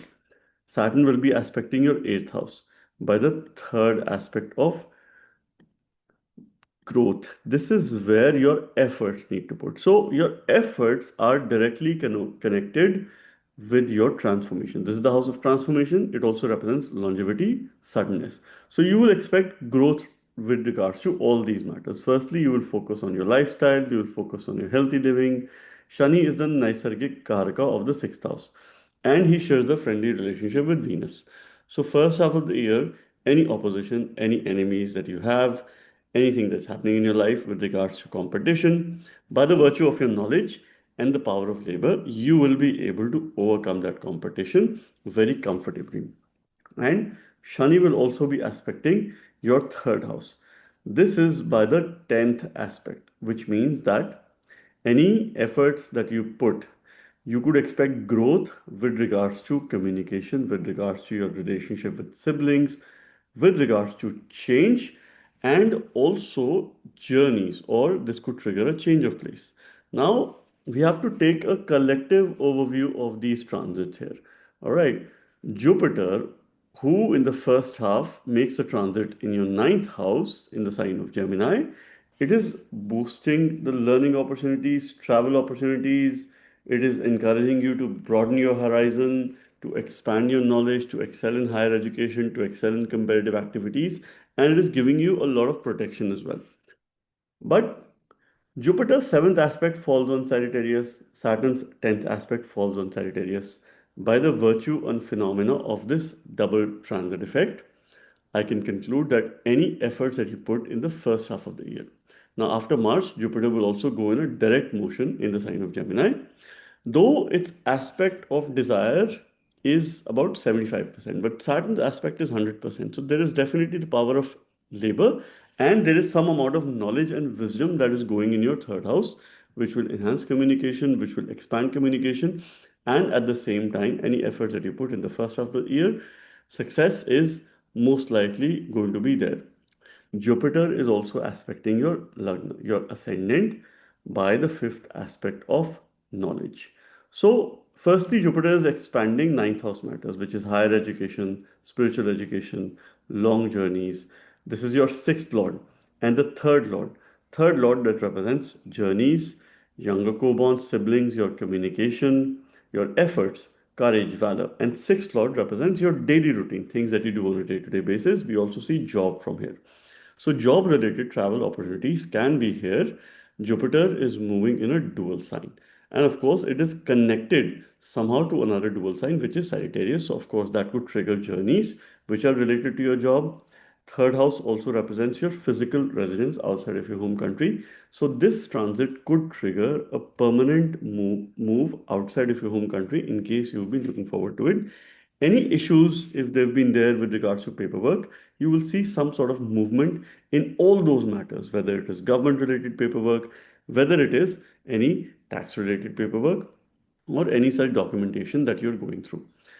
Jupiter's ninth aspect will fall on your fifth house, where it will keep the Rahu at check. It will ensure that there are positive channel energies with regards to Rahu. Now, Rahu will be channeled positively here. So that means while Rahu is the co-fifth lord making a transit in the fifth house, it will incline you towards shortcut. Jupiter somehow brings that sense of control where it would probably not encourage any shortcuts to success. It would probably help you take the path of knowledge and wisdom. Jupiter is giving you a great sense of protection and activating your dharma trine. So you have to focus a lot on dharma till about end of May. This is what you could understand by the virtue of this transit. Now, post June, Jupiter will enter Cancer, which is in your 10th house. What is it going to do? It is going to create expansion with regards to 10th house matters. 10th house represents your work, career. Now you could expect advancement in all spheres of life, whether it is about professional success, career, meaningful work, actions to influence people, influence other people without authority by the virtue of your knowledge. Jupiter is the significator of your knowledge. It is sixth lord, making a transit in the 10th house. It will bring a new job opportunity, new projects, and he is also one of the significators of the 10th house. He represents knowledge and wisdom at work. So, by the virtue of your knowledge and wisdom, you will build very good relationships, and at the same time, you would be in a position to influence other people. It will create expansion, firstly, with regards to 10th house matter. And here, Jupiter is making a connection with Saturn, who's the Yoga Karak planet for you. So, it keeps Saturn at check, and at the same time, by the virtue of not only the dual transit but triple transit, because Jupiter will have a ninth drishti on the sign of Pisces. Now Saturn is placed there, and Rahu will also have the second drishti on the sign of Pisces in your sixth house. So your sixth house is in greater attention towards the later half of the year, particularly between June through October, when Jupiter is making a transit in the sign of Cancer. Now here it will create expansion with regards to 10th house.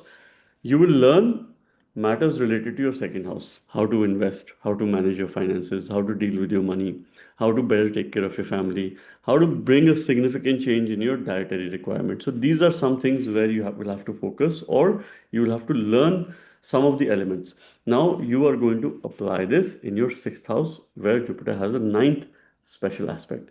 Now this is where you would apply in your job, in your daily life. Second half, you have to focus a lot on your health, vitality, your well-being. It is a huge opportunity for you to bring in any developments and have a healthy life. If you've had any past issues, any chronic issues as well, or any issues that gone probably undetected, this is a time when you will be able to put a lot of things back on track, which are very specific to your lifestyle, which are very specific to what you do on a day-to-day basis. Jupiter will also have a seventh aspect on your fourth house. So you need to also somehow balance your personal life with your professional life. And of course, what you have to stay away from is ego at work, because Jupiter can inflate your ego. It could make you sound a lot more knowledgeable, and you would be in a powerful position. You will be in an authoritative position. You might suppress other people by the virtue of your knowledge. And this is where you have to be slightly careful. Now, Rahu and Ketu, the lunar nodes, they are they continue to activate your fifth and 11th axis, so the 5 and 11 axis, which is creating a balance between romantic relationships, friendships, and will help you engage effectively. But you have to navigate your social lives, because you could have a lot of expectations from other people, which could create some pressure. There could be social expectations, there could be societal expectations. So this is where you have to be a little bit cautious. This is where you have to be a little bit careful. Otherwise, it could become a bit detrimental in your case. So the 5-11 axis is being active. Rahu in the fifth house, that's your co-lord. Rahu is the one who listens to your Lagna Lord Venus, because Venus is the Daitya Guru. So a remedy for you comes from Venus. But when Rahu is placed in the trinal house, this is where you have to do remedies related to Mercury if you were to channel in the positive direction. Rahu can encourage you to have shortcuts to success, future related decisions, you could be very impulsive. You could have high sense of desires. This is where he causes some sort of obstruction in your dharmic duties, especially in the second half of the year, because in second half he will not have any control. He will not have any aspect of Jupiter. He will also be moving through Shatabisha Nakshatra. Now, this is mostly applicable in the first half of the year, wherein he is very powerful in a very dominant position, which could help you reach a positional success that could make future very, very positive condition if you remedy Mercury. Look up to Lord Vishnu, or you could do Bij mantras related to Buddha, related to Mercury. Ketu, on the other side, is creating a dhan yoga for you, a financial wealth yoga, because that's your second lord. He co-rules the sign of Scorpio, placed in the 11th house in the sign of Sun. Now, based on the natal placement of Sun, we can further definitely ascertain the results, but this is certainly giving you a financial boost. Particularly in the second half of the year, you can expect some rise in your income. Ketu will be transiting in Magha Nakshatra, which is its own nakshatra, and that nakshatra represents a senior position. It represents throne or some sort of a elevated role, some sort of a successful role here. Now, Jupiter's transit would be pretty strong later in October. In October, Jupiter will join Ketu for a brief period of couple of months while it enters Leo. Then it begins its retrograde motion as well. That would be sometime in December. So November, December, Jupiter and Ketu will form a conjunction here. That's your second and third lord making a conjunction in the 11th house. So you have to put increased efforts. You have to stay away from illusion. They form a yoga which we call Parampara Yoga. So this will going to create a lot of illusion at this time. Towards the end of the year, you also have to take care of your health and stay away from toxic people. You have to stay away from certain social connections that could bring in a sense of negativity and, of course, pessimism in your life. This is where you have to be a little bit cautious and do certain remedies at that point in time. So, once again, this year for you is to focus on success in all spheres of life, whether it is knowledge, your wisdom, lots of travel opportunities, work, and of course, I have also given you certain highs and lows with regards to your health and well being. Now, continue to strengthen Venus and Mercury throughout the year at different intervals, different times with regards to these remedies, and I wish you the very best for the year 2026. Scorpio ascendant signs or the Scorpio moon signs, the year 2026 annual predictions. How is the outlook for the year? Here I'm taking into account three major planetary transits and giving you a collective view, holistic as well as detailed view, while keeping the concept very simple. So we're taking into account Jupiter's transit, Saturn's transit, and Rahu and Ketu's transit collectively to give you the insight for the year 2026. This is the year of Sun, Surya. From a Vedic numerology point of view, Sun becomes your 10th lord. Therefore, the year 2026, from a calculation point of view, from a numbers point of view, and of course, from Vedic astrological point of view, plays a very important role in your career development, career progression, focusing a lot on new, bigger, better opportunities, newer projects, some of the things that you've never done in the past, and bring in a sense of fulfillment at your work. And this is where the Rahu and Ketu's axis is also between your fourth and the 10th house. Ketu is making a transit in the 10th house throughout the year, and it will also enter Magha Nakshatra. You are co-ruled by Ketu. And second half of the year, March onwards particularly, there are greater chances for yourself in terms of reaching a certain position or being very deeply connected with your work in terms of enhancing your knowledge and also looking at fulfillment, creating a sense of balance between your personal as well as professional life. So this is more or less around the theme for the year.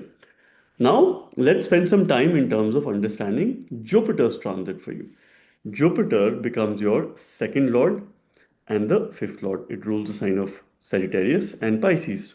So it plays a very important role in your financial matters. Now, Jupiter being the second lord rules your family, your accumulation of finances, accumulation of things, possession, your speech, your consumption, what you eat, what you consume, and also your accumulation of finances. And therefore, we see income to some extent from this house. Fifth Lord becomes very important because he is the one who rules your future, positional success, Now, whether you will be successful in your endeavors in terms of reaching a particular position, reaching a certain heights or not, is seen by the fifth house and the fifth lord. Fifth lord also becomes your mantresha. Whether mantra based remedies will work for you or not. Jupiter's transit will be in your eighth house for the first half of the year. So, first 3 months it is going retrograde. It will make you reflect towards your relationship. Look back in the past when it comes to if you're married, your married life, some actions that you took in the past, some repercussions that probably you had. If not, then it will help you reevaluate past instances, past experiences when it comes to relationship. Jupiter will promote financial growth, investments, and newer opportunities because this is a time wherein you have to balance, you have to strike a balance between your financial priorities and your stability. If you were to venture into some investments, you have to look at long term investments. And here I'm saying that throughout the year, Jupiter is very favorable for benefiting multiple resources and streams for income. Being the fifth lord in the eighth house, second lord in the eighth house, it is very positive for inheritance related matters. So, any income or gains through inheritance, through your research, hidden knowledge, knowledge that is a secret. All right. So it's a very good year for you to learn Jyotish, particularly the first 6 months of the year. Till about end of May, it is an excellent time because that's your fifth lord, the one who rules Gyan as well. And of course, Jupiter is one of the significator of Vedas, Vedangas, and ancient knowledge, which has higher wisdom. Some very mature people in the world who we look up to, who are our idols, and of course, they've written something and which is true. Now, Jupiter moving through the eighth house, it doesn't have a dosha of the eighth house. It is a benefit for you from a natural as well as functional point of view. So, it is creating good protection for your health and well being. So, health should improve this year. You have an opportunity to bring in a huge change in your lifestyle. Jupiter expands those matters as well. So it could bring suddenness, sudden events, particularly the first 3 months. You have to be a little bit careful in terms of sudden events in your life and also considering the fact that you have to protect your relationship. Jupiter will be aspecting your 12th house, your second house, and your fourth house. So, firstly, the 4, 8, and 12, the Moksha trine is very active, which promotes spirituality. And that too, between March through May, is a very good time for spiritual upliftment, spiritual sadhana. Jupiter and Saturn jointly will be aspecting your second house. So, this is the house where you can expect some prominent results between January through May with regards to your finances, sudden change in your finance, or sudden decisions for you to manage your finance. Greater focus towards your family. Your future decisions should be very much aligned to your family, and you will also have to go through some changes in your dietary requirement. If you were to protect your stomach, because many a times, if this year you faced any health issues, most of these health issues will be related to your gut. So you have to take care of your gut. You have to take care of your lower, body here. So any issues that probably you have, or probably any past instances, you have to be a little bit careful. Mostly, if you fix your food, if you fix your diet, these things should get resolved. But Saturn and Jupiter definitely are promoting finances. I would expect you to have some sort of financial increment between March through May this year. Circumstances, situation is extremely positive, and your Lagna Lord, Mars, will also be making some positive connections, positive transit during this time. So, this is a period which you have to watch out for. Jupiter's aspect on the 12th house, learning will be related to 12th house matters, which is spirituality, your ability to give others, your ability to donate.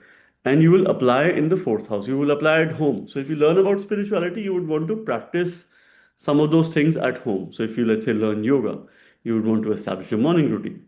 You would want to practice at home. And a lot of decluttering is also needed at home. And Jupiter will ensure that it keeps this Rahu at check. Rahu makes you step out of the comfort zone when it is making the transit in the fourth house. Jupiter is keeping it at check. And of course, bringing some positive qualities here through this transit. Thereafter, between June through October, Jupiter will be moving in your ninth house. Now, here it is making a transit in the sign of Cancer, and that too in the ninth house. So it is exalted, and it is in the house where it is the Karaka, or it is the significator of this house. Moving through your ninth house here, moving through your ninth house here, He is the Karaka and also the significator, which means it is in a supreme position, it is in a great dignity. Now, here on, it will create expansion with regards to ninth house matters, which is it will expand your dharma. It will bring in fortune in life, and of course, for higher education, for studying abroad, traveling abroad for educational pursuits, and if you go for any sort of higher education, it will be extremely beneficial for you. You can also go for spiritual education and continue to have knowledge with regards to Vedas and Vedangas. It will give you newer, bigger learning and travel opportunities. Multiple avenues will open with regards to higher education. You will feel more confident and you would want to apply your knowledge. You will learn more about yourself because here Jupiter is aspecting your ascendant. So, firstly, it is bringing good protection on your Lagna. You're free from diseases, health and well-being is going to significantly improve. It'll boost your confidence. It could boost your ego as well. So as long as you keep your ego aside, as long as you're grounded, you are respectful towards everyone, you are not probably showing off your knowledge, or you don't get ahamkar or ego that you're very knowledgeable, and probably that could be detrimental for your relationship towards other people.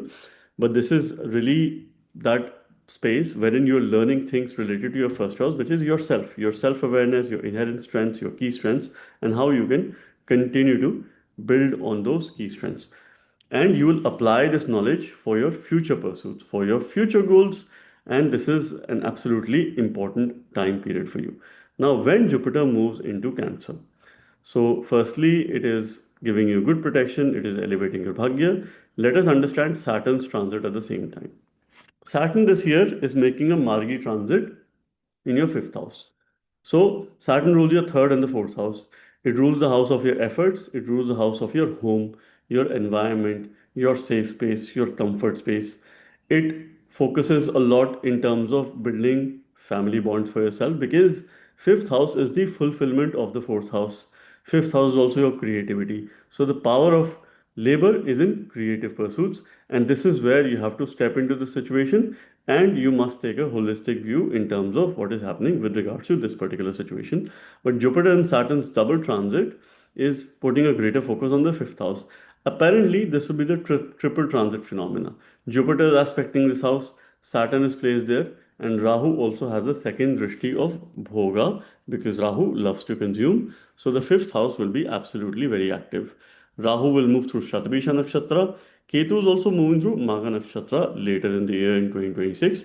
And this is where post June you could expect significant progress with regards to achieving a positional success, gaining some rise, or if you practice or get into some mantra based remedies, that will be a pretty favorable time period for you where mantras will work for you. Saturn is aspecting your seventh house by the third aspect. So you can expect growth with regards to relationships. So your efforts need to be there in personal relationship. Particularly the first half of the year, increased efforts need to be there. Now, second half of the year calls for greater level of communication in your relationship. Second half, of course, your health and vitality will also improve. Wealth creating opportunities are also going to improve in the second half. Saturn's 10th aspect is on the second house. So you could expect growth with regards to family, wealth, and of course, your possessions, right? Your consumption, what you eat, what you consume. I would say please be very mindful of your diet. Avoid cold food, avoid processed foods because that could cause you health repercussions. Eat fresh, and of course, keep it very light and balanced at the same time. Jupiter, Saturn, and Rahu's triple transit is putting a greater focus on your fifth house, which indicates positional success, which indicates prosperity, and of course, having a very futuristic approach is something that should be continuous all through the year. And finally, Rahu and Ketu's transit, which is focusing on the 4 and 10 axis. So you have to strike a balance between your home responsibilities and your work. Your career aspirations could have some shifting tendencies. Some things can take a back seat, but you have to probably stick to the path where you are set yourself on a growth path. And of course, the growth journey should be continuous, should have that momentum. You need to understand that both these spheres, both these environments are important for you. As long as you want to probably spend time at home in your personal interest, your workspace is also very important.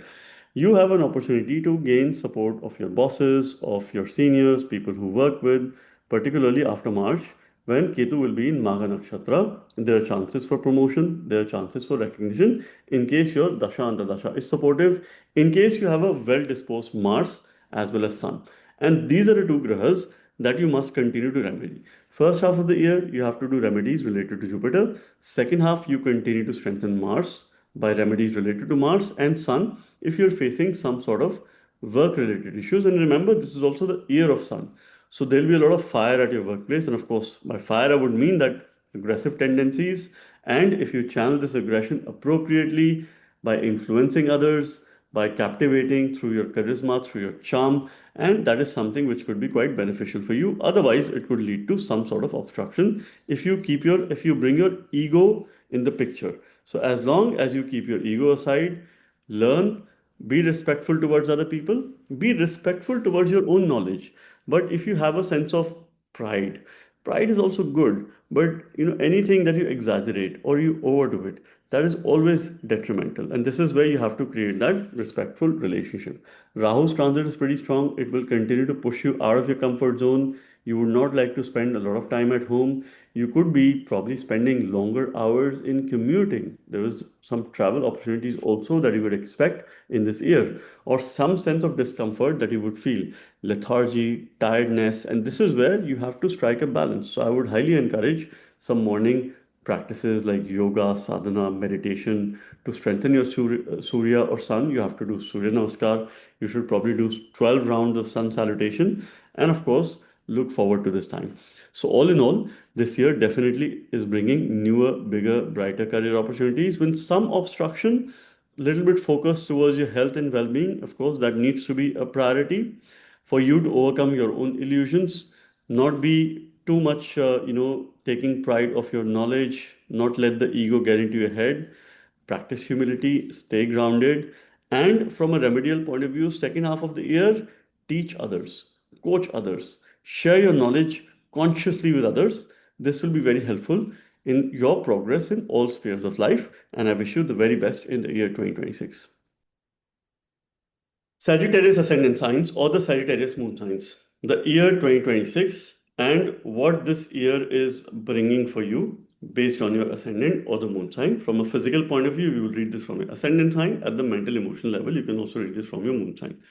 This is the most detailed overview of year 2026 that you will find anywhere, wherein, as my annual practice, I'm taking a collective view of Jupiter, Saturn, and Rahu and Ketu's transit to give you a detailed yet holistic view, keeping the concepts very simple for you, certain takeaways, what are certain remedial measures, and you must understand these transits along with your chart, the yogas that are there, the applicable dashas and antadashas, and how these grahas are connected to the dasha lords, or of course, if they play a role in the dasha, you could further ascertain the results.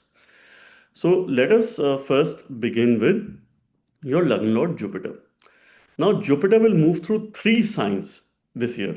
So it is creating a lot of movement, it is bringing a lot of shift, it will continue its unusually faster pace. So the first 3 to 4 months, Jupiter is still regulated.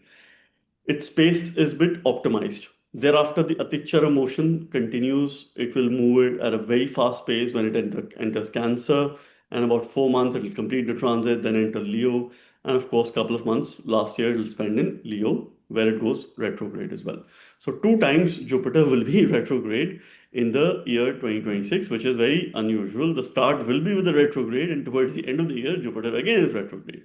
So the start of the year and the end of the year is bringing unfulfilled purpose, karmic baggage from the previous birth, because this is your Lagna Lord. So expect yourself to be stepping out of your comfort zone first quarter of the year and towards the end of the year when Jupiter goes retrograde. It is a reflection time. So two important phases wherein you will reflect on your past decisions related to yourself and your comfort space.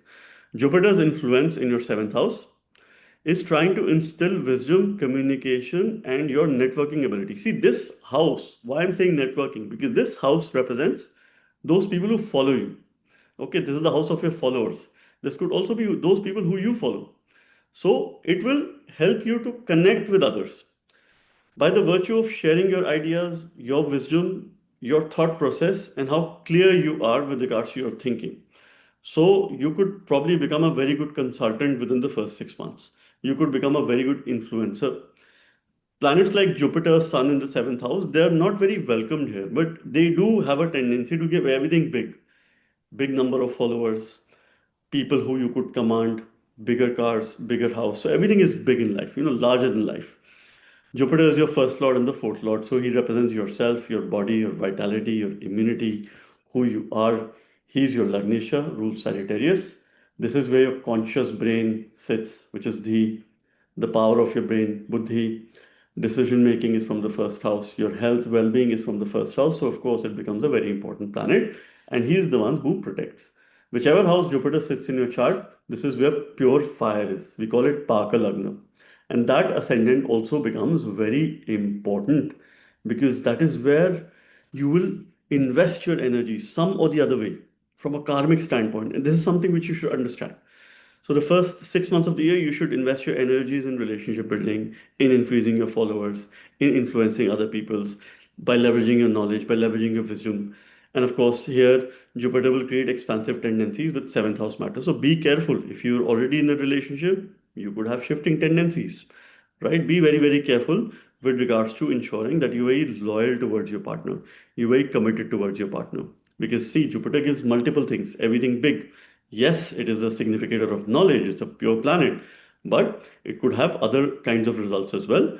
So, relationships and harmony is something that you must look forward to expanding, that you must look forward to developing.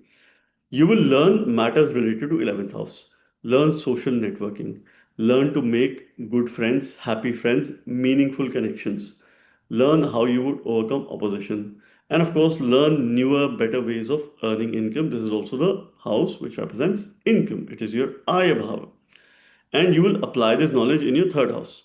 The kind of efforts that you need to put to increase your income, the efforts that you need to put to engage with people in social media platforms, be very expressive, be very outgoing, and of course, how you can expand your network, expand your acquaintances, and also your friends. Now, during the same time, Saturn, Shani, who is your second and the third lord, he is the one who rules your family, your finances, your accumulation. This is your storage space. He's also the one who becomes the third house ruler, the ruler of Aquarius. Your efforts, valor, courage, change. It is the Upachaya Bhava. And Shani is making a transit in the fourth house in Pisces. It's making a transit in Jupiter's sign. Second half of the year, Jupiter will also be aspecting Shani. But as of now, both Saturn and Jupiter are putting a greater focus on your ascendant. They are jointly aspecting your Lagna. Shani has a 100% aspect on your ascendant.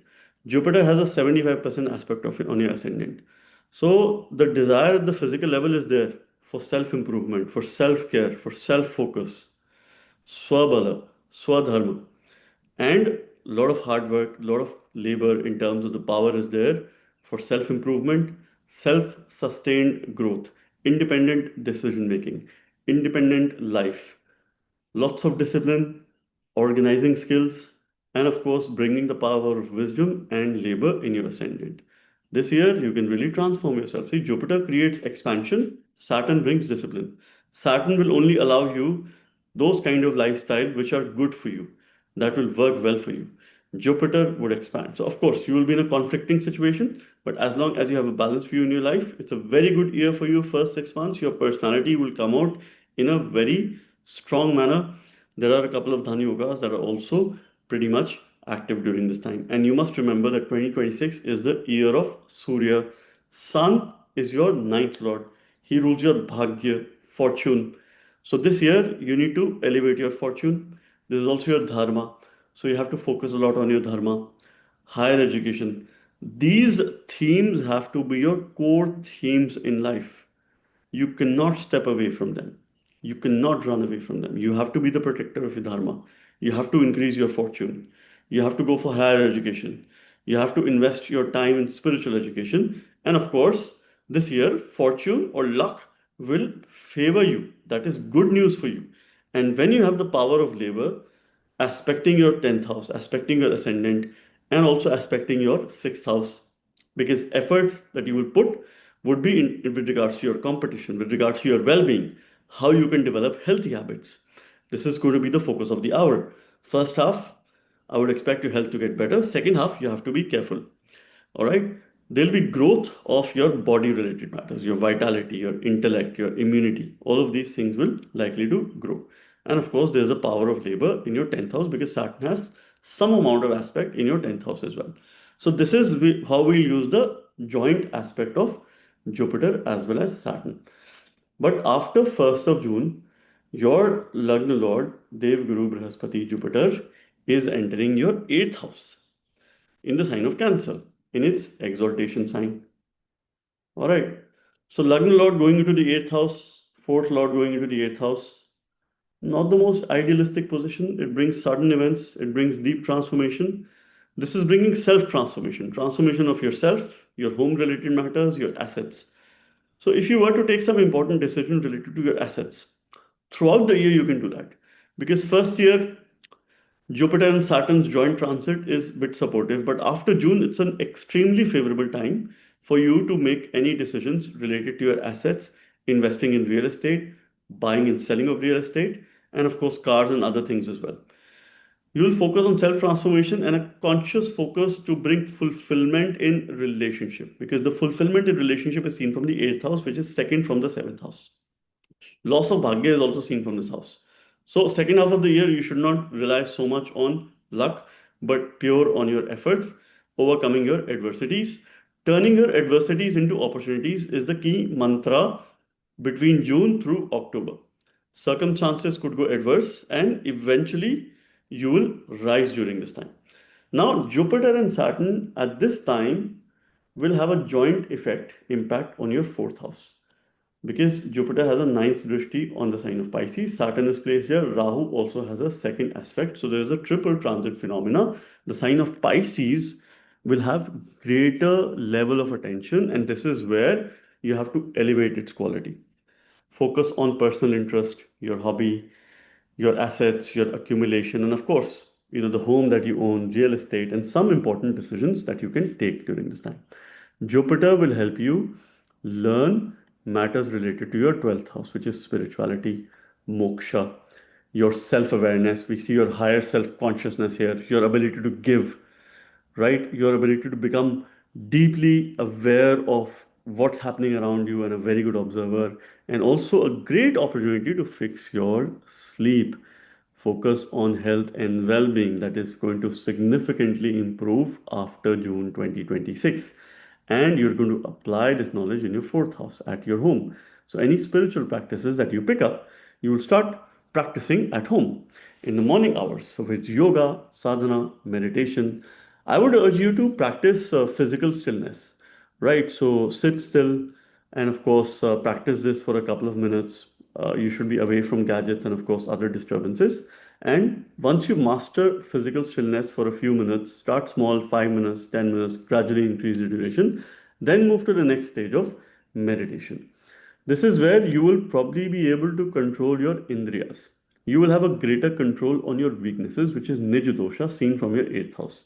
It will keep you away from indulgences. It will keep you away from any bad company or from negative people, which is a very important time period for you. This is something which you must understand. Jupiter also has about a 75% aspect on your second house. So it will create financial stability, good circumstances for inheritance, and other related matters that could be there. So you should be looking forward to this year. The only point is that you have to overcome your adversities, convert those into opportunities. Rahu and Ketu's collective transit, which is your 3 and 9 axis, the axis of journeys. Rahu entering Shatabisha, its own nakshatra, Ketu entering Magha nakshatra, its own nakshatra. So between March through August, expect a movement, expect a shift in your residence, expect a change of place or new travel opportunities.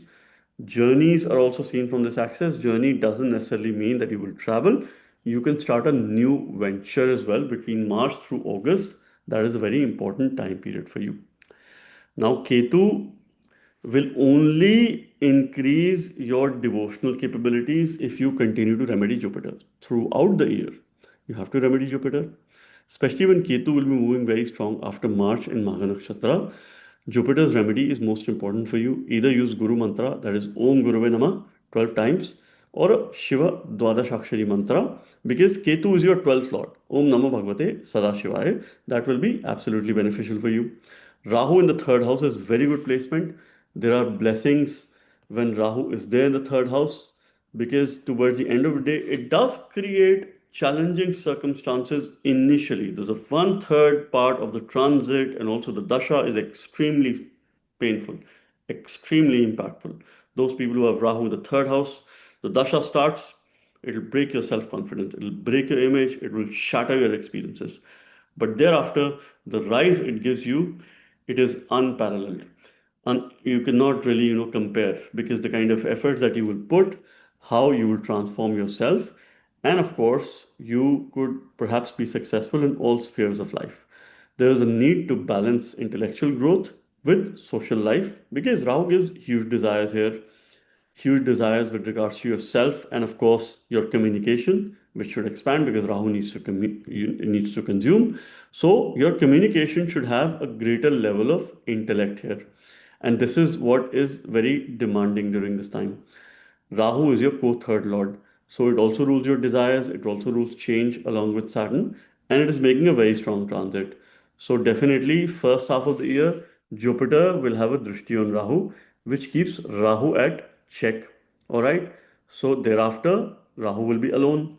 Jupiter will no longer have the aspect. This is where you have to have some self-control on your desire, your lust quotient, and of course other aspects as well. If you're particularly in a relationship or you're married, that is a time when you have to be extremely careful for a few months. Thereafter, towards the end of the year, Deva Guru Brihaspati, Jupiter, your Lagna Lord, will also enter your ninth house, forming a nice yoga with Ketu. Ketu and Jupiter, when they come together, they create a Parampara yoga. All right. So, of course, it's a very good reflection time for you between November, December, because Jupiter will also go retrograde in Leo. And this is where you have to continue to strengthen your dharma, your dharmic practices, and a renewed sense of confidence and optimism, which will be there in your life. This time period, you have to make some corrective steps in terms of your decisions. You know, what is that you've been doing throughout the time. And you have to take some calculative steps again. Be the protector of your dharma. Do remedies related to Jupiter, continue to strengthen Jupiter. Later in 2027, Jupiter and Ketu will come in contact with each other in your 8th house again, making a transit there. Of course, I'm going to talk about that too. But throughout the year, it's a time period for you for deeper personal transformation, to bring in a sense of fulfillment in your relationship, and of course, continue to strengthen Jupiter in all possible ways that you can. And I hope you have a pleasant 2026. Capricorn ascendant signs or the Capricorn moon signs. The year 2026, the annual prediction for the year. Here I'm taking a collective view of three major transits: Jupiter's transit, Saturn's transit, Rahu and Ketu's transit, and giving you a holistic as well as detailed view, outlook of the year 2026. What is that you can expect? Some highs and lows, ups and downs, and how you can make the most of the year 2026 by the virtue of these transits. The most detailed video that you will find anywhere. And this video will help you throughout the year. Now, to understand this year, we must understand that this is the year of Surya, Sun, and it equates to number one, that is 2026. If you add up the number, it becomes number one. This is from a Vedic numerological point of view. I'm not the one who would probably mix up Western numerology, Mulang system, along with Vedic astrology. That's a very generic view, right? It doesn't really give predictions, but of course, it talks about themes in life, right? Vedic astrological system is more precise.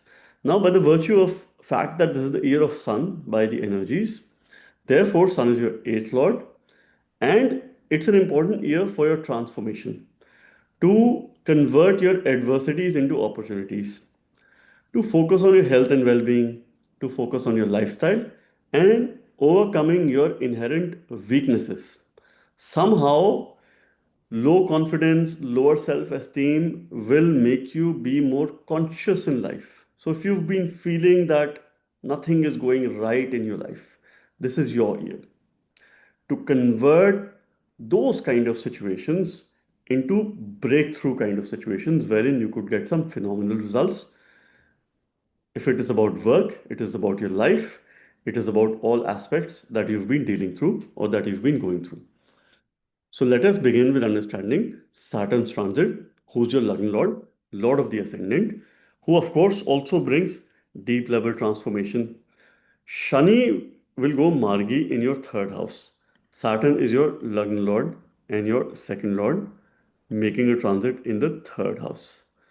Saturn rules yourself, your body, your vitality, your immunity, who you are. And he becomes the second Lord of your finances, your family, your speech, your consumption. This is the storage space. Saturn home is Capricorn. His moon Trikon sign is Aquarius, which is the office space. So the key message for you is that you have to work towards your family. Because when the office is second from home, which is the house of family, so Saturn likes to work for the family. It's a very traditional graha. So this year you have to probably get into some traditional approaches. Some things that have not been working for you, maybe you need to reflect and see how you can evolve. Now, this placement in the third house when Saturn goes Margi encourages financial stability through planning because fulfillment of finances is also seen from the third house because that is second from the second house.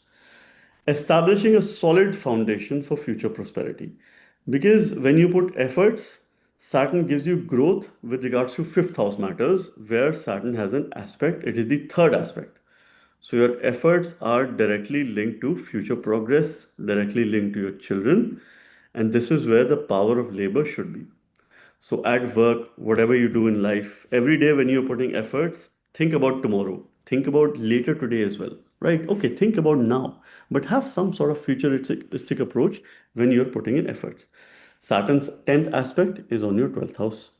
So this is also where growth happens in terms of your spiritual practices, in terms of your donation, your sadhana, your ability to give others, your ability to help others. And this is also your self awareness. So, growth of your self awareness. Saturn needs some sort of direction in the third house. So, get some advice of a guru, of a mentor, or a teacher. It could work for you, or your father.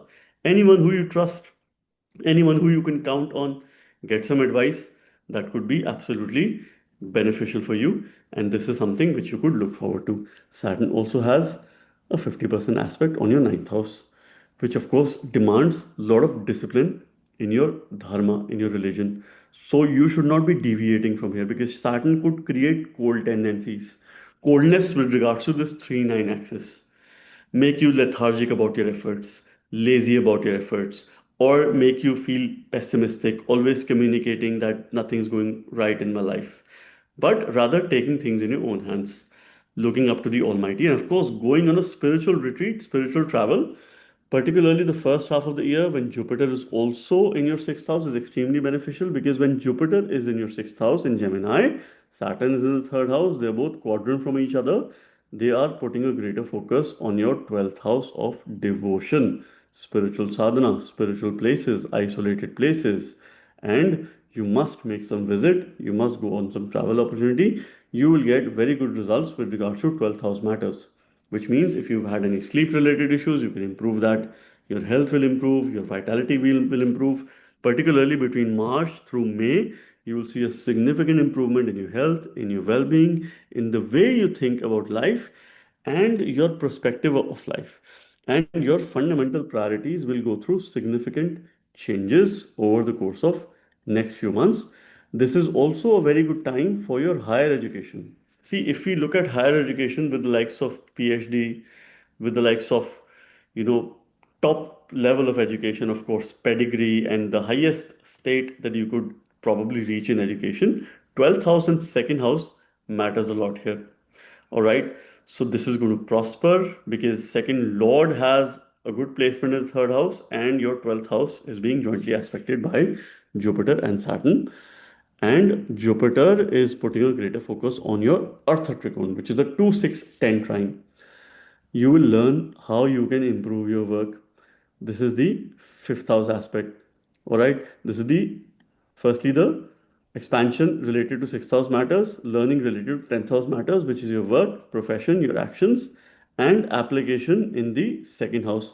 So, firstly, you will learn about how your work can improve, what is that you can do in order to become successful at work, in order to build cordial relationships by the virtue of your knowledge, by the virtue of your wisdom. And this application will happen in your second house where Jupiter keeps the Rahu at check. Rahu creates a lot of Maya, so it will make you indulge. See, this year there are no planets in your quadrant houses, neither of the planet, particularly in the first half. So, first half, your decision making could be a little bit on a weaker side because none of these are in the quadrant house. Now, when Mars makes a transit in quadrant house, and of course, Sun makes a transit, then you get certain support for sure, right? Even Venus makes, you get certain support, right? But of course, the pillars, the ayanas are a little bit on the weaker side in the first half. Second half, you'll have greater level of confidence. But Jupiter is keeping Rahu at check, so keeping control on your bhoga, creating a sense of balance between your spiritual desires and your material pursuits, because you would want to be engaged in material life. So this is where you have to be a little bit careful. Jupiter will help you apply your knowledge in newer sources of income, how you can increase your wealth, how you can eat well, how you can speak well, how you can have a better speech, how you can protect your family, you can stay connected with your family. So, these are some of the things which you could look forward to implementing, and most importantly, how you can have a healthy, happy life through this time. Thereafter, Jupiter will be moving in the sign of Cancer, Karka Rashi, in the seventh house in its exaltation sign.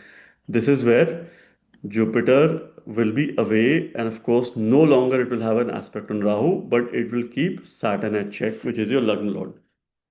June onwards, between June through October, any efforts that you will put, results are guaranteed. In case your Dasha and the Dasha is supportive, if you're looking for a new job, June onwards, within the next few weeks, circumstances could be favorable. If you're going for higher education, circumstances could be favorable. Relationship matters, it could be mostly favorable.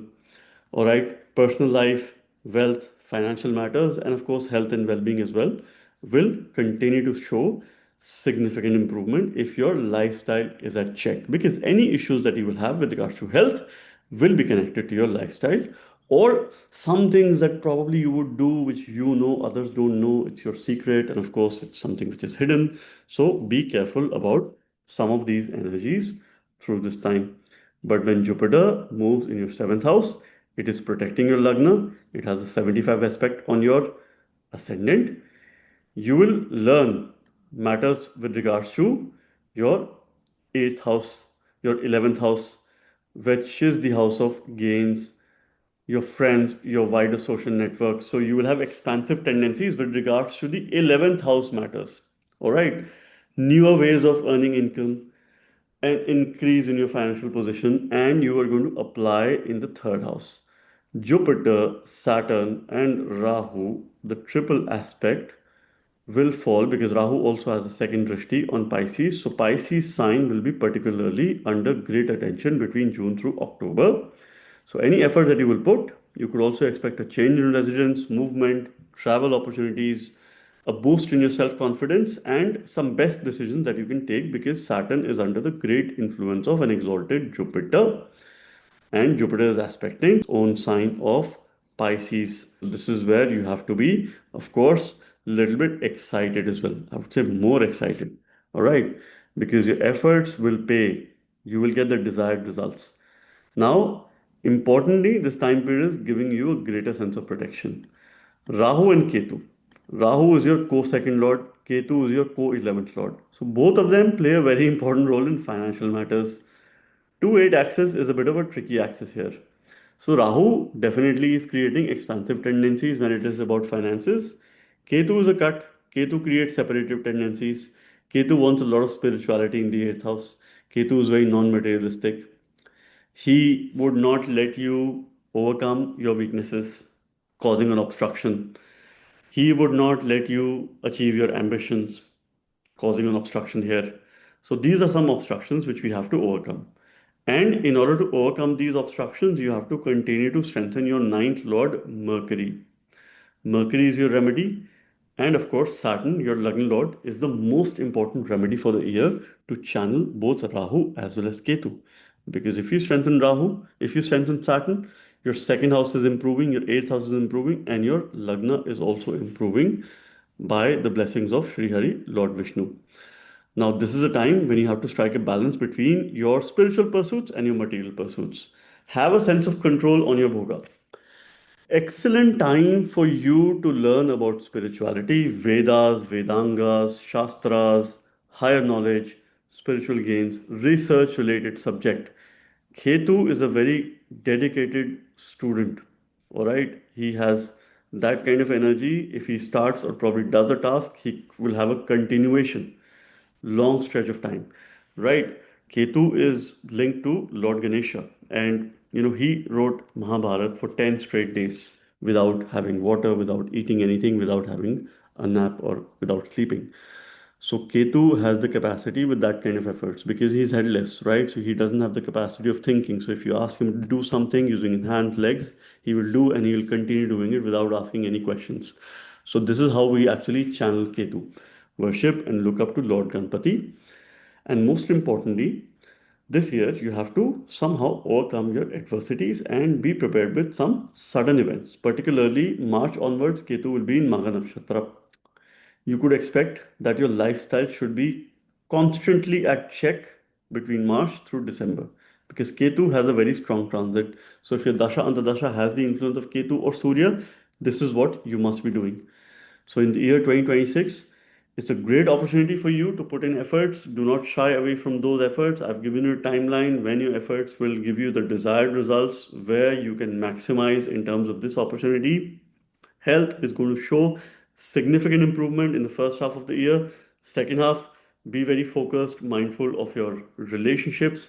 See, third house, which will be very, very active, where Saturn is there, Jupiter is aspecting, Rahu is aspecting, is also dharma of your relationship because this is ninth from your seventh house, right? So how diligent are you in terms of your relationship? These are testing times for you. All right. So you need to not only pass this test, but you need to top this test. You need to get a distinction. This is the kind of message that I'd like to bring in. You'll have high sense of desire, but at the same time, the connections which you will make and newer relationships that you will probably establish will become strong. If you're already married, of course, I would expect a greater strength in your relationship between June through October, wherein along with your partner, you also have an opportunity to shift your residence. Continue to strengthen Mercury, continue to strengthen Saturn, and may you have a wonderful 2026. Aquarius ascendant signs or the Aquarius moon signs at the physical level from your ascendant sign, at the mental emotional level from your moon sign. This is the annual transit video for the year 2026. What this year is bringing for you, and I'm taking a collective detailed view of Saturn, Jupiter, Rahu, and Ketu, and giving you the most detailed, holistic view of the transits, the effect of the year, keeping the concept really simple and detailed at the same time. Some highs and lows, ups and downs, and when some time periods you could make the most of this year, and when is that you have to be careful. So, firstly, 2026 is the year of Sun, is the year of Surya. So from a Vedic numerological point of view, because I only use Vedic numerology, I do not use Western numerology, I do not mix, other systems with Vedic Jyotish. I like to be consistent and very much focused on the system which I follow and the tradition that I believe in. And of course, it works very well in our consultations as well. Now, Sun is your seventh lord. So this time period, definitely this year, greater focus needs to be there with regards to seventh house matters. This is the house of following, is the house of your followers and the people who you follow. So of course, this time period calls for a greater sense of balance between your person and your other relationships. Your personal life and your relationship, striking a sense of balance, bringing a sense of harmony in life. Sun demands consistency, sun demands loyalty as well. Sun is the resource giver, bringing a lot of brightness. So you could expect brighter, better results when it comes to relationship because some or the other point in time, your energies will be very much invested in business partnerships, in relationships, in dealing with other people, and of course, everything that is big, larger than life kind of thing. These are some of the effects that you could expect. So, if you were to search harmony in your life, that begins from yourself, developing a cordial attitude, keeping the ego, ahamkar aside, right? Keeping the fiery energies aside, the dominance aside, and being at the same page, at the same level with your partner, that will be extremely beneficial with you for you. And at the same time, you will be diligently focusing on the relationships that you will probably have this year. So, this is more or less some insight into the themes of life. Now, let's begin with the transit of your Lagna Lord Shani. Saturn, already going Margi or direct, is your Lord of the Ascendant, and he is the Lord of the 12th house. So, he rules the first house and he becomes the ruler of the 12th house, the Lord of yourself, your body, your vitality, your immunity, who you are. He represents knowledge, intelligence, and most importantly, this is where your dhi sits, the conscious brain, decision making. How good are you? How confident are you in terms of making decisions? Saturn's also the 12th lord of higher self consciousness, your losses, expenditure, what you do in order to become more self aware, the practices that you have. This house represents your sleep and your bed comforts. Shani is making a transit in the second house, Margi. So Shani itself is giving you a Dhan Yoga, a financial yoga. Being the ascendant lord making a transit in the second house gives very independence when it comes to finances. First half of the year is extremely positive because it will not only bring some opportunities for self-reflection in your personal growth, but it will encourage deeper introspection as well. Saturn here is going to be aspecting your fourth house by the third aspect. It will aspect your 11th house by the 10th special aspect. So, firstly, it is creating growth with regards to fourth house matters. Efforts have to have a direct connection with your home, with your comforts, with your assets, what you own, your ownerships, your real estate, property, and of course, certain things that you own. And this year, it's an excellent time for you to put efforts in hobbies, your personal practices, personal endeavor, finding meaning. Saturn is natural karaka for work, natural karaka for profession. Sometimes I say that Saturn becomes even more important than your 10th lord, okay, for work direction, for career direction. If it is aligned with the placement of Saturn and D1 and the Shamsha chart, it brings fulfillment. It ensures that any labor that you put in your work, you get results. It reduces the sorrow because you very much align. So it needs a lot of alignment for your work, which should be fulfilling in nature. And it will create growth for 11th house matters, which is about gains and recognition, which is a full 100% drishti. Now, while Saturn is doing this, Jupiter is making a transit in your fifth house. Initially, it will go retrograde for the first 3 months. Thereafter, it will move in a direct motion. All right, between March through May, it will be in a direct motion. So, what is happening here? Firstly, Jupiter is aspecting your ninth house by the fifth special aspect. So, this is where it will firstly create expansion with regards to future, your children, excellent time to plan a family, excellent time probably to have child or some sort of recognition that your children can have and that future expansion could bring in. Learning will be related to ninth house matters, which is higher education, long journeys, long distance travel, and of course, spirituality. Application will be there in your first house. So you will learn matters related to your ninth house and you will apply in your Lagna. You will apply in your ascendant with regards to these particular matters. And this is how you can excel. This is how growth can come to you. This is something which you can look forward to. So it is more or less a forward-looking year. Both Saturn and Jupiter are forming a Dhan Yoga. Jupiter is your second and the 11th lord. So Jupiter for you plays a very important role in the Dhan Bhav, your family. Accumulation of anything, it's your storage space, accumulation of things, possession, and also money, finances. Jupiter is the natural significator of the fifth house. So the first 3 months, it will make you reflect to your personal priorities, to things at home. Little bit uncomfortable. It will push you out of your comfort zone. But March onwards, you would expect significant progress in your financial position, in your financial settlement. Now you will learn matters related to your ninth house, which is higher education. You will apply in the 11th house, which is for your gains and recognition. And of course, this is where jointly Saturn and Jupiter will have a mutual aspect on your 11th house. So you can expect life events to trigger between January through May with regards to 11th house, which is your own income. So financial gains are inevitable this year. This is very promising. Jupiter's influence is bringing not only opportunities for learning and creativity, it will expand your creativity. It will give you deeper level of thinking to work on a range of interests, multitasking capability. So I would say this year for the first 6 months, wear multiple hats. Learn about AI, learn, upskill yourself. Don't settle for one thing or one avenue. You have to diversify your talent. You have to diversify your potential. This is where you got to maximize before you step into slightly uncomfortable time period. Now, post June, Jupiter will enter its exaltation sign, and this exaltation is in Cancer, which is your sixth house. So Jupiter moves in the sixth house in Cancer. It will create expansive tendencies with regards to sixth house matters. So it could put you in newer debts, but these debts will be good. Or you will repay your debts. You will repay some loans. You will repay some advancements, and of course, you will be very mindful of your expenditure. Your expenditure will be protected, and you will see a huge improvement in your health between June through October. In case you have any long pending health issue, in case you have any continuous concern with regards to your health between June through October, you will see a significant improvement in your health because Jupiter is making this transit. It will create expansion with regards to job related matters.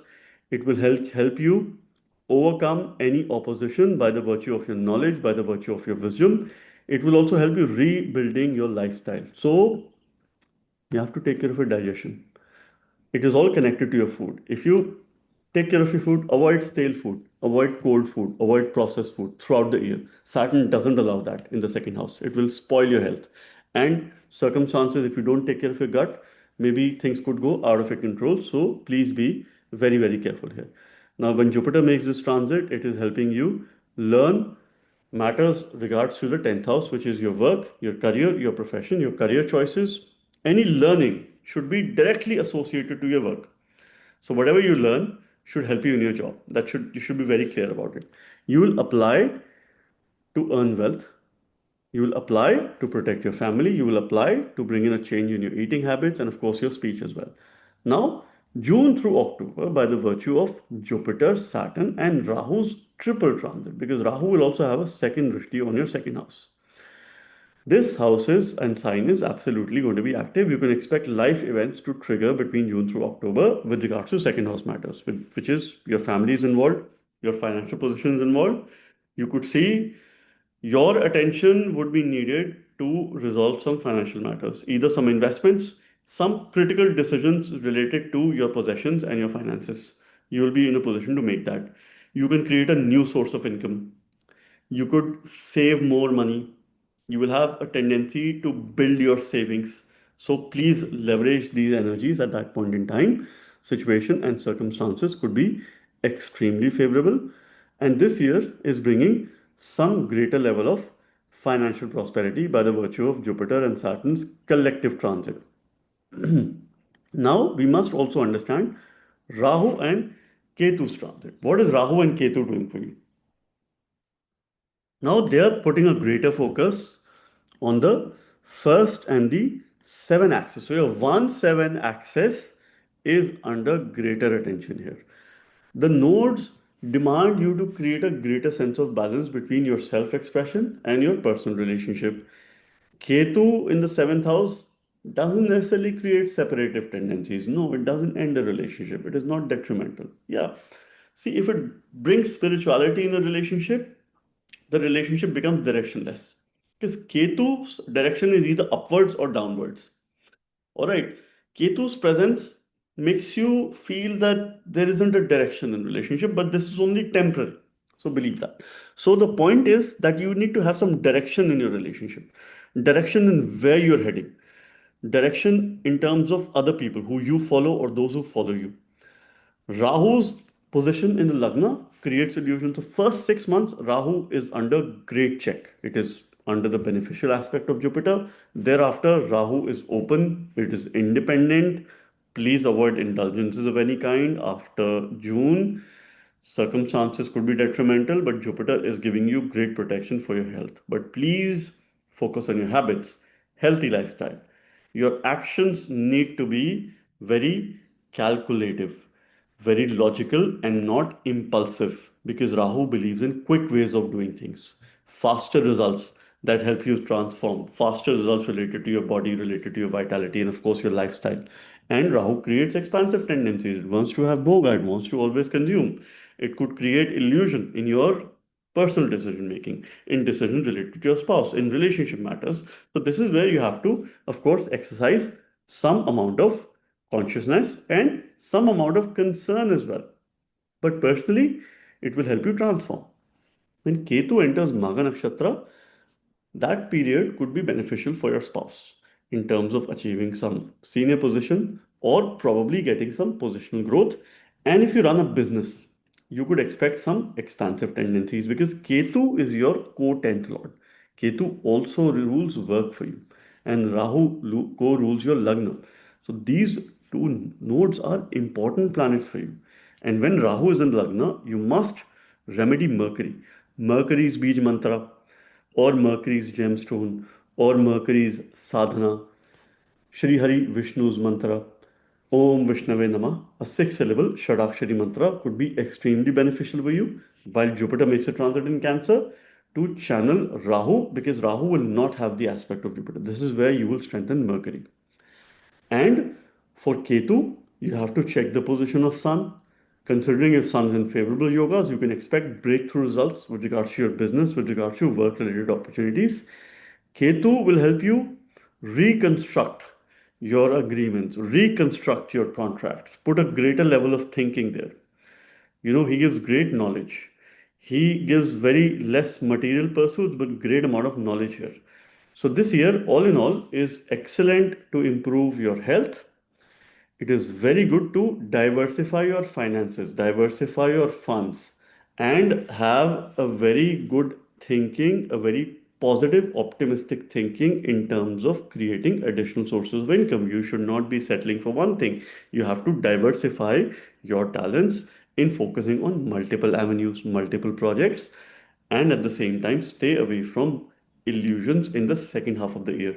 Towards the end of the year, November and December, Jupiter will make a conjunction with Ketu.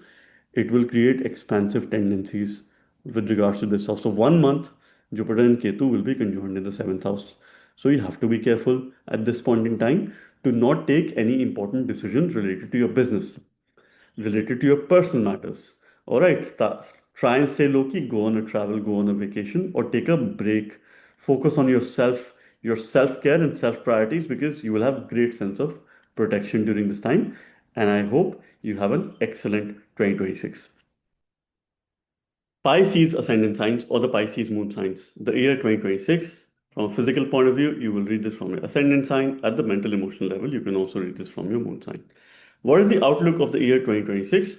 What this year is bringing for you? I'm taking a collective view of Jupiter's transit, Saturn's transit, and Rahu and Ketu's transit, and presenting to you the holistic view of what you can expect, some highs and lows, some of your exciting times, some of your challenging times, and how you can navigate through these times and through these energies throughout the year for your benefit, for your betterment.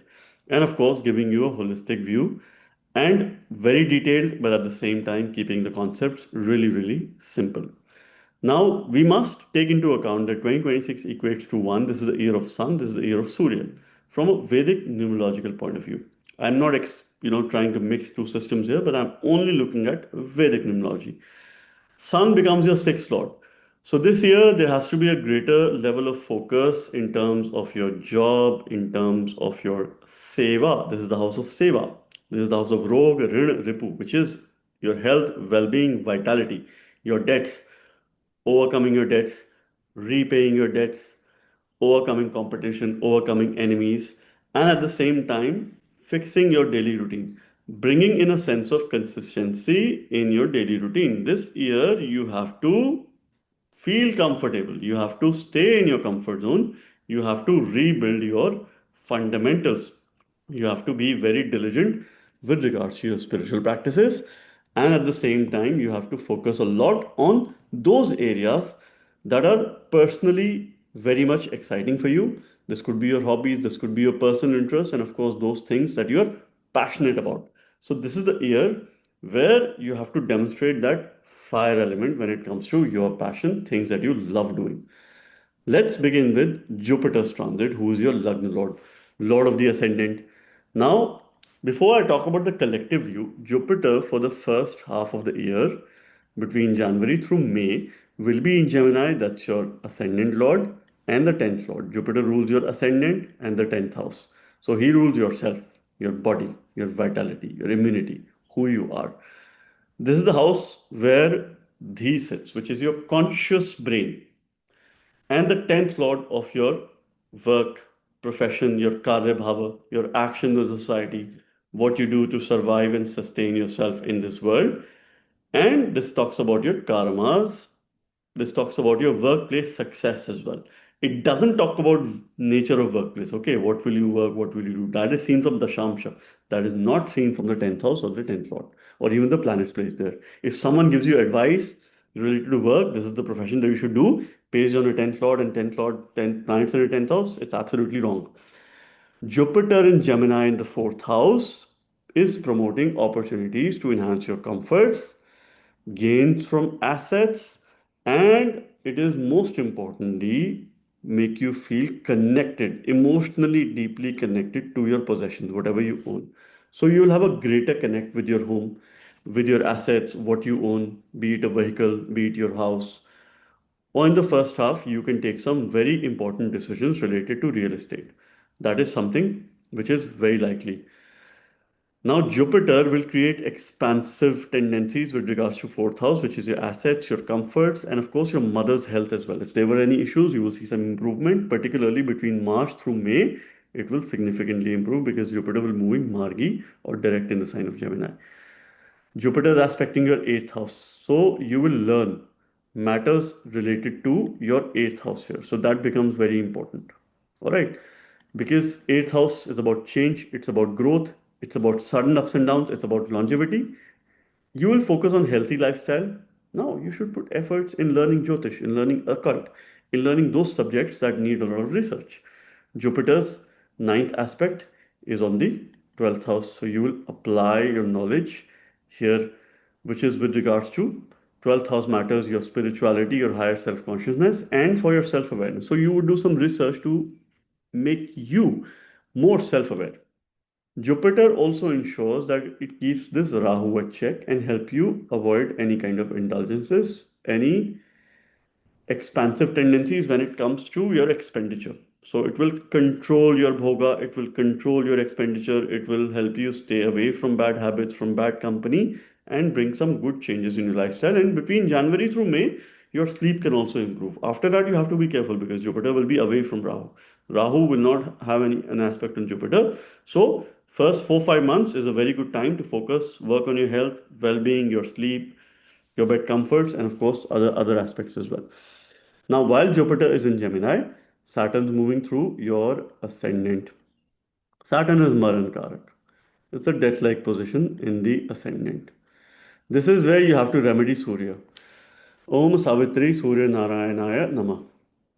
This is an important mantra to bring this Shani out of Maran Karak. However, you should only do any mantra by a proper guidance of a guru or a coach or a mentor under the directions. You should not start any of these mantras immediately. Of course, depending on natal placement, but since Surya or Sun is the Karaka of the ascendant or the Lagna, any remedy related to Surya helps Saturn come out of this Marankarak position or the death-like position and help it channel positively because Saturn brings a lot of lethargy while moving in the ascendant. It wants you to push you towards discipline. Brings eventually it will bring discipline in your life, but it will start with lethargy, make you lazy, bring delays, and of course, Saturn has gained momentum here. Shani is your 11th lord and the 12th lord. So this is a natural dhan yoga in place, all right? But this is also a lot of expenditure. When a lot of expenditure is coming into the ascendant, you would like to expense on other people. social gatherings. Shani also becomes your 11th lord of social media interactions, your friends, your wider social network. So you would like to organize gatherings at your home, you would like to call people at home, you would like to spend money on them, you would like to be very impulsive, you would like to be very caring. And of course, as long as it does not have impact on your finances, on your well-being, it is good. Otherwise, you must think of controlling it throughout the year, having a sense of control, especially in the second half of the year. Between June through October is a time when you have to be careful of these expenditures because Rahu will be away from the aspect of Jupiter. Now, Shani is creating growth opportunities with regards to your efforts, the third house. So you have to very diligently put effort. The power of labor is an effort. So any efforts you put, you are likely to get results. It'll bring change, it'll bring growth of your valor, growth of your courage. And you will have phenomenal results with regards to your job, with regards to your work. Now, this is by the virtue of double transit of Jupiter as well as Saturn, which is making the 10th house extremely positive between January through May. Most importantly, more so, January through March, Jupiter has a very strong aspect on the sign of Sagittarius. Jupiter will be retrograde. It will be behaving as if it's Jupiter sitting in the sign of Sagittarius, and Shani has a 10th aspect. The power of knowledge and the power of labor is in your job, is at your workplace. So, first quarter of the year, you could expect a new opportunity, a bigger, better opportunity to help you step into something better, new projects, new assignments, and of course, you to influence other people at work. Take some favors, build some credible, meaningful, lasting relationships, bringing a sense of stability at your work. So you would be very much encouraged towards stepping into stable environments. And any job that you take in the first 3 to 4 months of the year would help you bring some sort of stability in your career in case your dasha and the dasha is supportive. So this is absolutely an important period wherein you must be looking forward to this particular period. Jupiter, while making a transit here, and Saturn making a transit here, of course, promotes greater, better job opportunities. Thereafter, in June, Jupiter will be entering your fifth house. Now, Jupiter is the Karaka, he is the significator of the fifth house.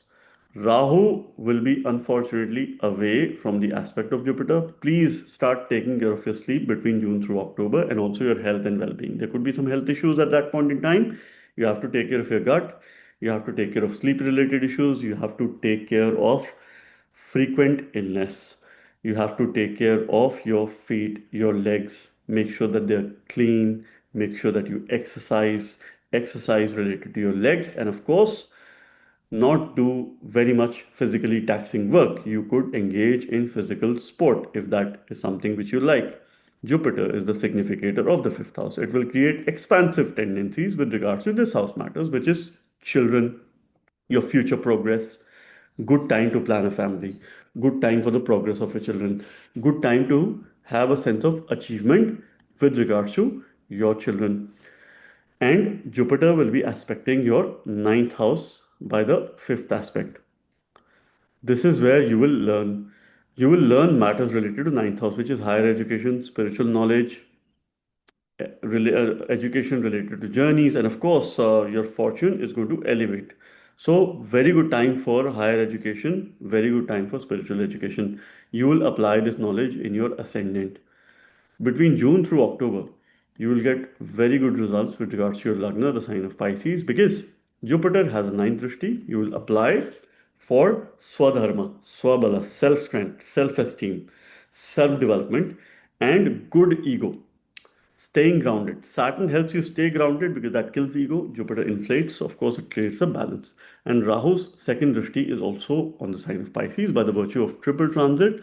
A lot of focus on yourself. Self growth is inevitable between June through October, but you will be under tremendous amount of stress that your daily routine, your daily habit could disrupt.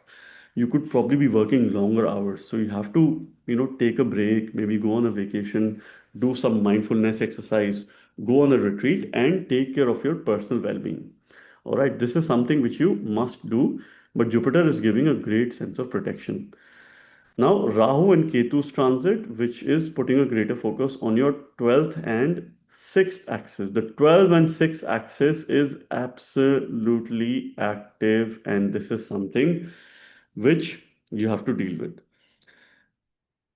You need to balance your inner world of emotions with social interactions, balancing your personal and public life, balancing your daily routine and external expectations. The 12th house is your external expectations. Sixth house is all your shadripus, your weaknesses of the mind, the inner world of your emotions. So, the inner world of emotions will talk about a number of things here. All right. So, inner world of emotions need a greater sense of control. The only remedy for you is to strengthen your fifth lord moon. If you strengthen your fifth lord moon, Jupiter works very well. Ketu works very well in this case because Rahu and Ketu are integral part of the moon. Look up to Lord Krishna, use Bij mantra related to moon, or continue to strengthen moon. Meditation after sunset would be absolutely beneficial for you. Evening meditations are generally advisable to strengthen your moon. And this is something which you could have as a conscious practice. Now, Rahu is in a Viparit yoga in the 12th house. Circumstances go adverse, eventually you will rise. It will be in Shatabisha Nakshatra. Shatabisha Nakshatra till March is a time for healing. Between January through March, your health will significantly improve. You will learn a lot. You will go for higher education. You will have greater technological development. And Ketu later will be in Magha Nakshatra. So between March through October, you can expect some sort of positional rise in your job because Ketu is your co-ninth lord. It's your co-bhagyesha. So it will always give you positive results even while placed in the sixth house. Ketu in the sixth house give good results. Now you must do some seva towards animals, particularly dogs and cats. It's a good time to bring a pet in your house if you probably have an inclination towards dogs. That's a very good remedy for Ketu. And I always say, if you have a dog in your house, then you should probably have very limited spiritual practices because dog itself, brings a lot of spirituality at home. All right, so limit your spiritual practices and give more time to the family member here. All right, now last couple of months, November and early December, Jupiter will also join Ketu. Now, this is where it will again come in contact with Rahu. So, Rahu is at check at that point in time because Jupiter also goes retrograde. But this is, of course, a time wherein you could expect some unpleasant changes in your job. Some sudden change could come in your job, either a change of locations there or something new that comes, which puts you in a challenging position. So, take that as an opportunity. Things could move in a very fast rapid manner towards the end of the year with regards to your job related matters. So, once again, this year for you is to be very diligent about your daily routine, daily habits, daily activities. Have some morning routine, yoga, sadhana, some sort of practices. You could do Surya Namaskar to strengthen your sun, 12 rounds every day. Greater focus on removing lethargy in your life and bringing a sense of consistency and discipline and looking forward to improving your health, particularly your sleep, and creating a sense of balance between your personal and, of course, the societal expectations. Think about yourself while you think about other people as well. That is something which you must understand, and I wish you